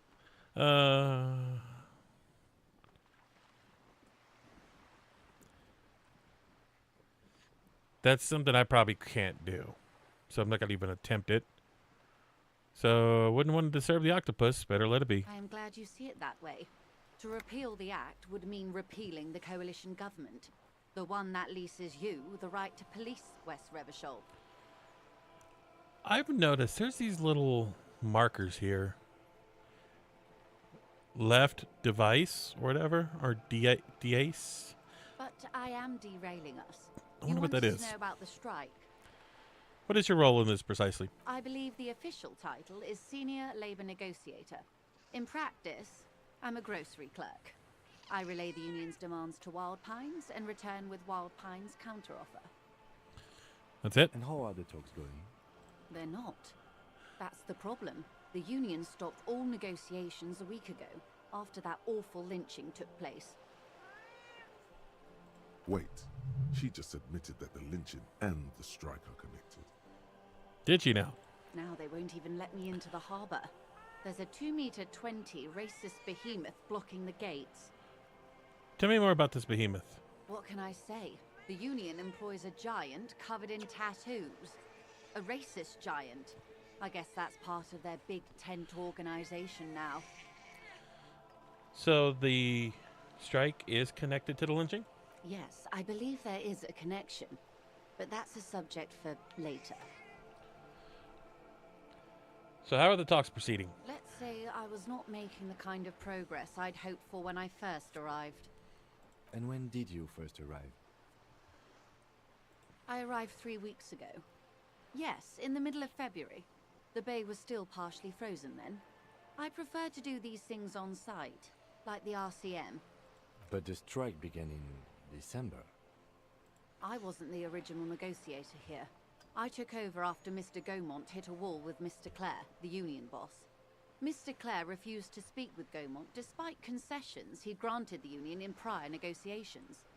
This isn't the first time the union has gone on strike? Heavens no. There have been 2 prior strikes. Both times the union won significant concessions, including overtime pay and a medical plan.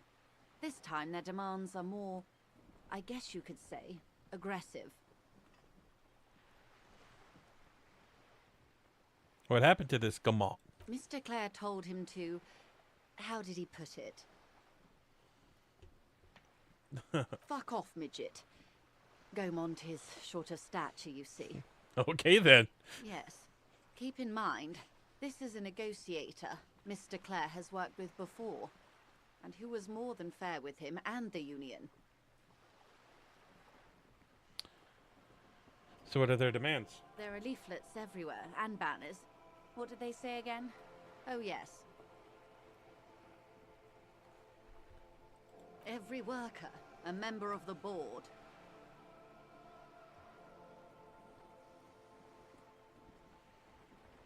Seems they have no idea about business. In its defense, another said, demand democracy. Pretty tame stuff compared to every worker, a member of the board. What does that even mean? It's quite simple, you see. Every time the Wild Pines group makes a decision about what? About anything really, it needs the signature of each of the 2,200 workers in its Martinez terminal. Just so you understand, this is but one of 22 terminals owned by Wild Pines. Essentially, not only are they kings of the company, they are also kings of the 72,000 employees of Wild Pines Group.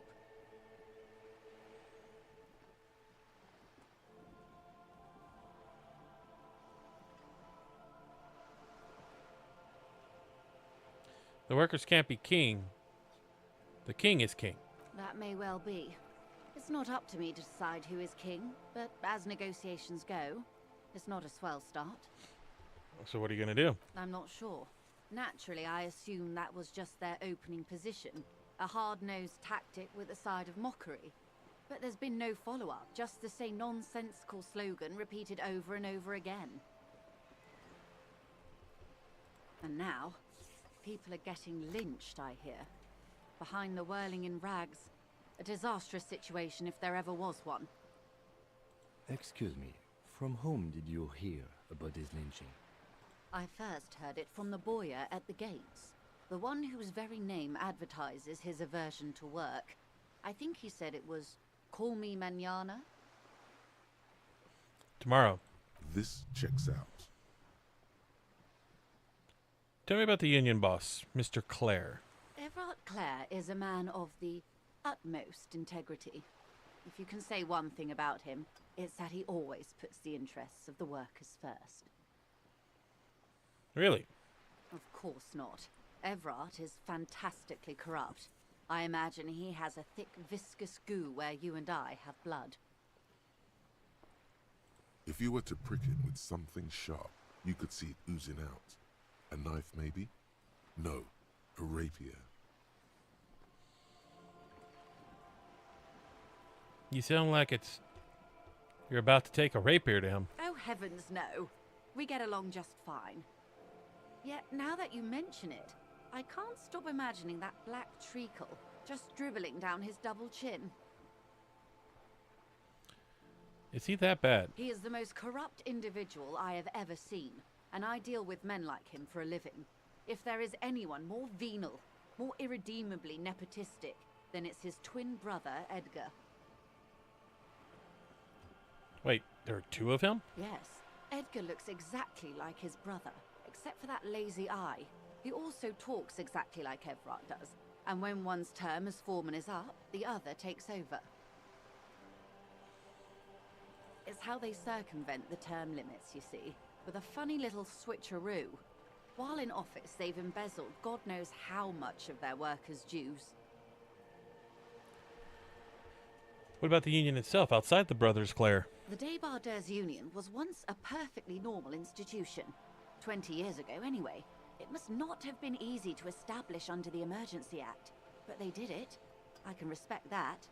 Organized labor at its best, as they say. Then something happened in the local chapter elections. The Brothers Clare came and transformed it into a... how do you say?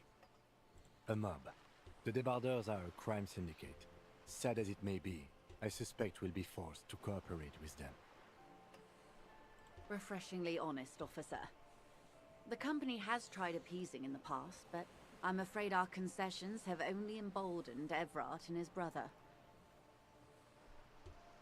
And your opinion, Detective, if I may ask? I'm a curious and talkative person, you see. Would you say the Debardeurs Union is... A giant leech sucking the life out of the place? Indeed. And a hungry one. Sadly, Wild Pines have cooperated with what amounts to a crime syndicate for 2 decades. However much you feed the leech always hungers. You said something happened in the elections. I'm glad you asked. There was a woman, the previous forewoman of the Union. She disappeared. Disappeared? Yes.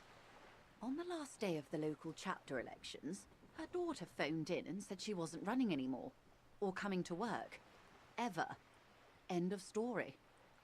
This forewoman, her name? What's her name? Sadly, the company records do not even give a name. She's just forewoman in private correspondence, Holly. I don't even know if it's a sir or given name, and I don't have access to the Union's files. Eerie. Downright haunting, if you ask me. The Wild Pines suspected foul play, but what could they do? It was a Union matter. The point of the presentation is, these kinds of things happen around the Clares. Watch out when you're dealing with him. Thank you for your concern, ma'am. We'll be just fine. Let's change the topic. Of course. How else can I help? What can you tell me about the lynching? This is taking a while. This is a long interview. Quite a few things, I'm afraid. The information I'm to share with you includes sensitive trade secrets. For the sake of my employer, I have to ask for your names and badge numbers. Of course, ma'am. We should have introduced ourselves. I am Lieutenant Kitsuragi from Precinct 57, and this is my colleague from Precinct 41. I'm afraid he doesn't have his badge at the moment. I hope mine will suffice. How curious. Why is that, Detective? Remember when my partner told you I recently suffered from an unusual medical episode? I lost my badge. My lost badge is related to it. I see. So, are you saying you lost your badge during the course of this episode?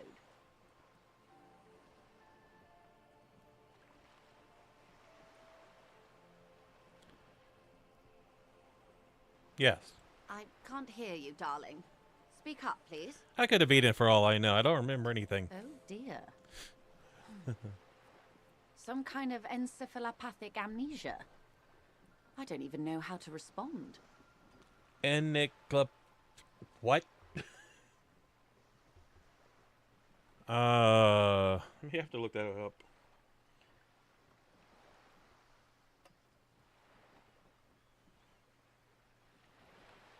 What the hell is... That's a word I've never even seen or heard.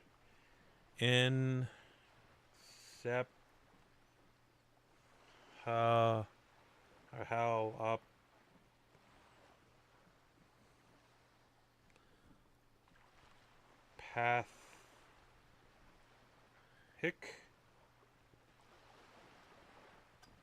Broad term for any brain disease that alters brain function or structure. Causes include infection, tumor, or stroke. Apparently it's very common. Okay. I do believe you, naive as that may sound. I simply can't imagine what you gain by faking such a condition. As I said, ma'am, his technique may be very unconventional, but he is an officer of the RCM. Of course, I sympathize, but I'm afraid I simply can't share anything more until I've seen that badge. Hang on. She's a professional negotiator. She should be open to some sort of mutually beneficial arrangement.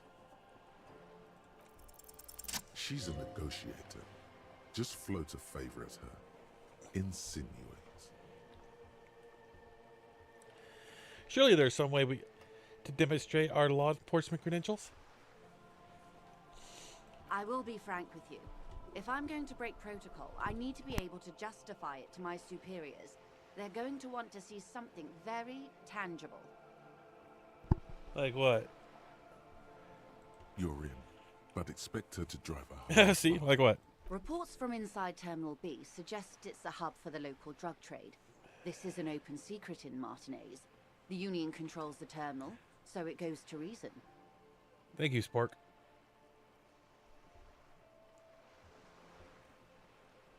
And have a good day, Sai. They're profiting from this trade. The company has tried looking into this matter before, to no avail. Perhaps someone with your authority and resources might turn over the right stones. Or you can recover your badge, though if I may be blunt with you, it sounds like that may be a lost cause. Detective, a word in private before we continue. Excuse us for a moment. Wow, you work hard. I do. Oh, yes. You hustle. You're a provider. It's tough out there, but you keep it real and provide. Yeah, I guess I do. Oh, yeah. Like a horse. A workhorse. What hard work do I do exactly? Look at yourself. You're a human pedometer. You must have walked 200,000 steps down cracked asphalt, mosaic, sand, and linoleum after you re-emerged.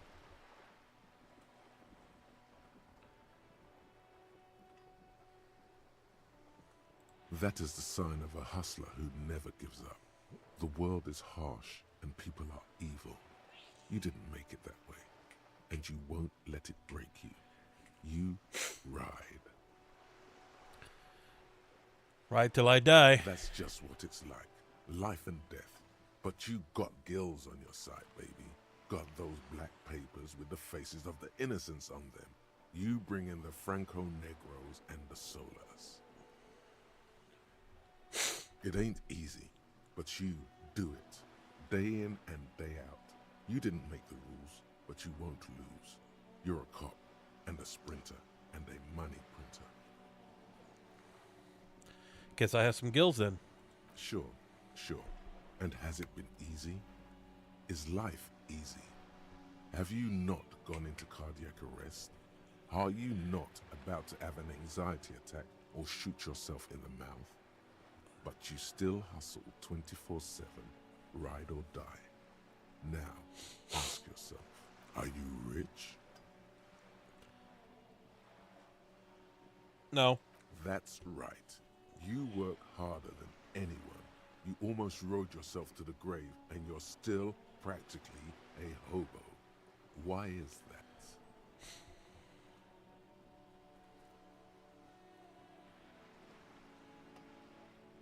Because the system is broken. Boo-hoo. The system is broken. The establishment is keeping me down. That's not the fuck yeah attitude you're used to. What is this? Why are you so poor? I don't know. Why am I poor? Because of the taxes. G-Man's got his jam-covered sticky fingers in your pocket, stealing from you every time you buy, sell, walk, talk, fart, so much as sneeze.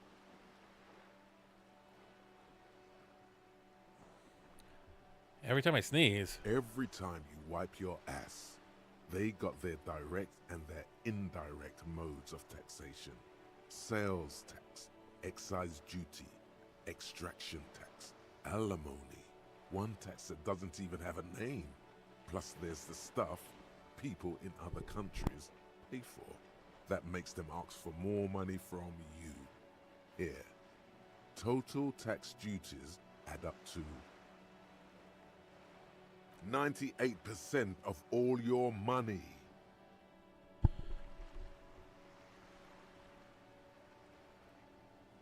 Wow. Okay, what am I opting into? Really? Here you go, hustler. Fight the righteous fight. Free the people. Keep it real. Keep it street. Keep foaming at the mouth furiously on the tax issue.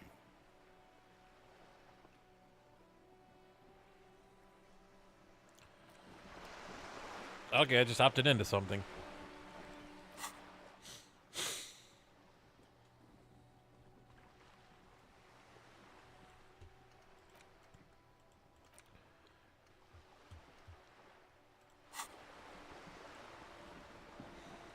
This is not going quite as I hoped it would, Detective.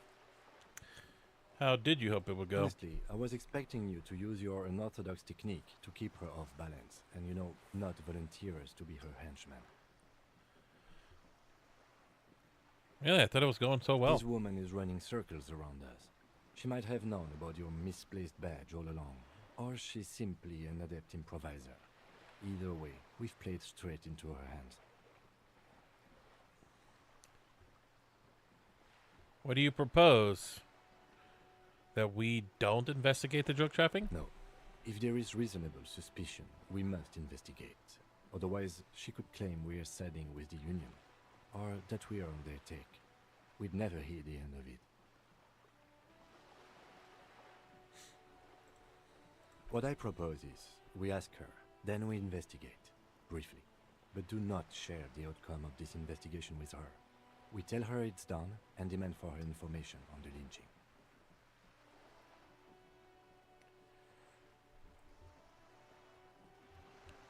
We could just find my badge, you know. Oh, that would be fantastic, but do we have the time? The world is large, and your badge is 8 by 6 centimeters. You could request a new one from the station, but that would literally take months. Well, let's get back to her then. Okay, let's go see if I can find this badge.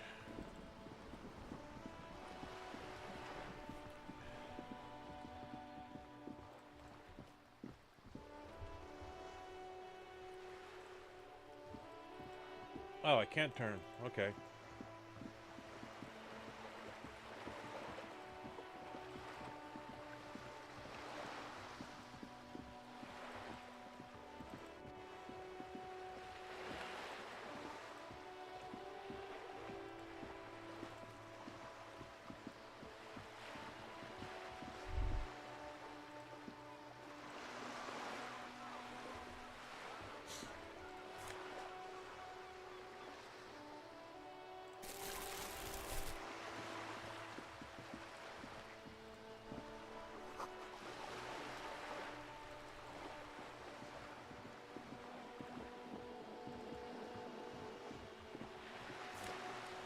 Ooh, I found $2. Have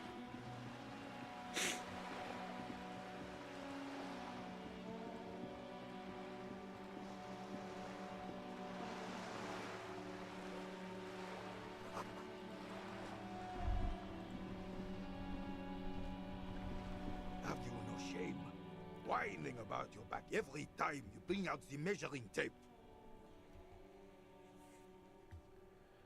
René, you're a man with a fork in a world of soup. Please, Let's just try to enjoy the game, all right? I'm trying to, but you keep breaking my concentration. You're old. I can see that.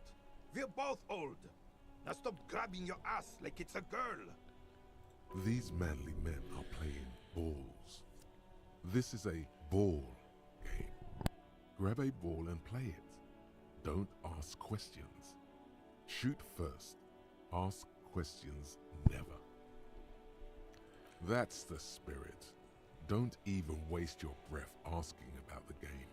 They wouldn't know anyway. They're way past their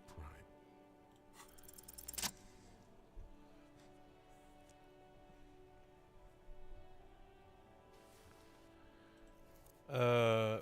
Okay. You are immediately surprised by the ball's lack of weight. No matter, you'll make it work. The cold metal ball is surprisingly smooth against your neck. It has a pattern on it, probably a sponsored ball.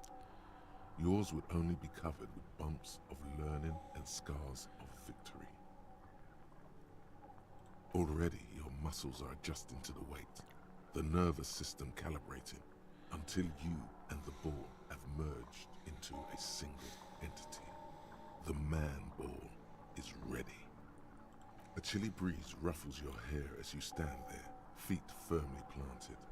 All sounds, smells, even the wind, everything fades until the only thing left is the union of man and ball. An embodiment of pure motion, a fine-tuned locomotor running at maximum efficiency. Some would still say you're a cop, but I guess we're beyond that now.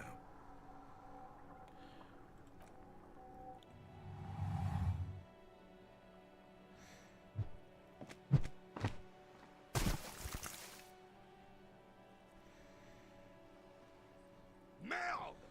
Bordel de merde! What the hell is your problem?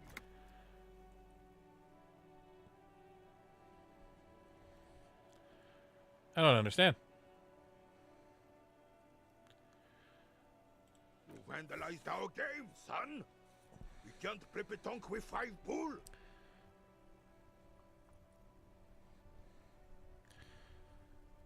I thought it was shot put. Well, it damn well isn't.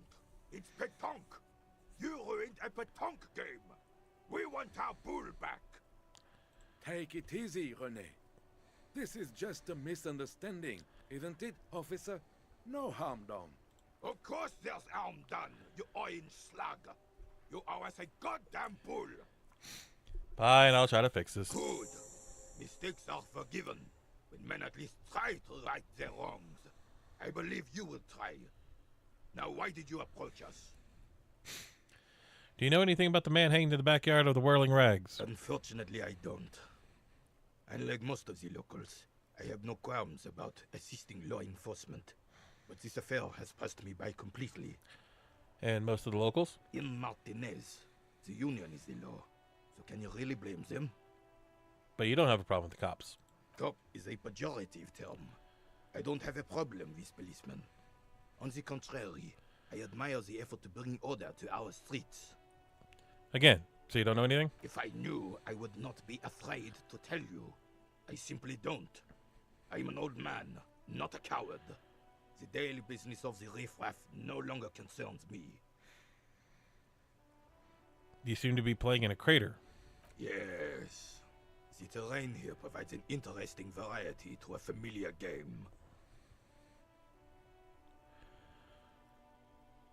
Does it have anything to do with all the bullet holes I've seen around? Yes. It was left by heavy artillery fire. And this crater was left by artillery fire? But why? Why what? Why was it used? Because that's what happens when communards hijack your country, execute your supreme leadership, and turn your capital into a slaughterhouse. You use heavy ordnance to clean up your home. Did you use artillery fire against them? Sadly, no. It was the foreigners who brought them to their knees. We fought valiantly. Too valiantly. So valiantly we got licked. Should have fought dirty, like they did with their suicide sex cult propaganda and mad anarchist women strapped to shrapnel bombs. We didn't though, and we lacked caliber. God bless him, but the suzerain's cannons simply weren't big enough. Why shell them here in Martiniz? Because this place is a damn beachhead. Had to soften the commies up first. Beachhead? Yes. The military coordinated amphibious landing to take back Revachol. Martinez was used as one of the 3 footholds in Revachol during Operation Deathblow in 08. The other 2 are off in Stella Maris and the Delta. Deathblow. Sounds grim. This here is Blood Ground, where coalition boots first made landfall and cleaned those rabid dogs out. Most likely, we played pétanque on their mangled corpses. Blood ground. You got old René going there. Like he isn't hungry enough already. Is that why everything is so bombed out? Damn right, son. They laid the fire of hell on the city before they stormed it. And it worked, too.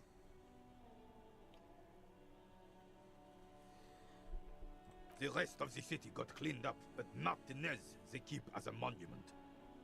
And now the Union Socialists are practically running the place. Well, it's your own damn fault. You, we, the coalition, Revachol, whoever you want to blame, never finished the job. Officially, the party never surrendered. Of course they still hold influence. You don't even begin to truly understand the players on the table, let alone the specific circumstances surrounding the... What do you think? Thinking men have opinions on these things. Present one.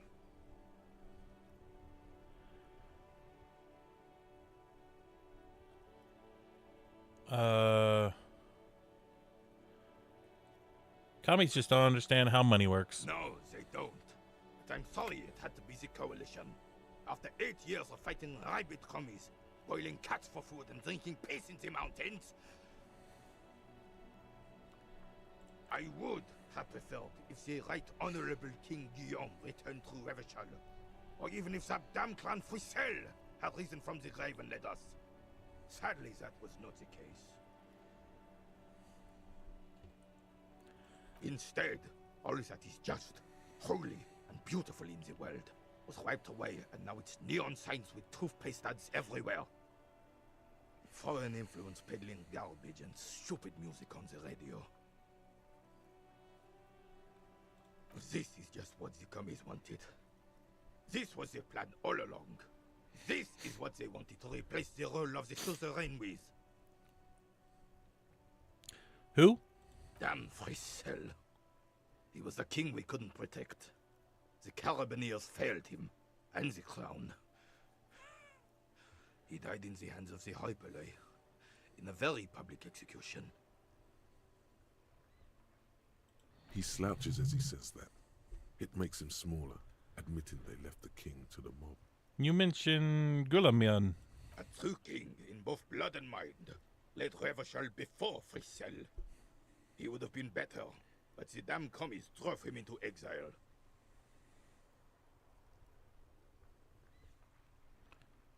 So what exactly is Suzerain? Suzerain is the king. Has everyone forgotten already? They've forgotten already. It's no use talking to you. You were still in Daddy's balls when it happened. When we took our last stand against the filth and rode the cavalry straight into gunfire. All you observe is a veteran refusing to let go of the past and his old uniform. This is not uncommon. This is the uniform of the Royal Carabineers in service of Frissel I, Guillaume le Lion, and the valiant King Philip V before him. Don't you mean Frissel the Fan? You do not speak his name, Craven, although he was a clown. But he was our clown, ours to ridicule and to mourn. There's something you missed. You will get to it. Don't worry. Okay, so I've been at this for about 2.5 hours now, and I haven't done anything. So if you guys want to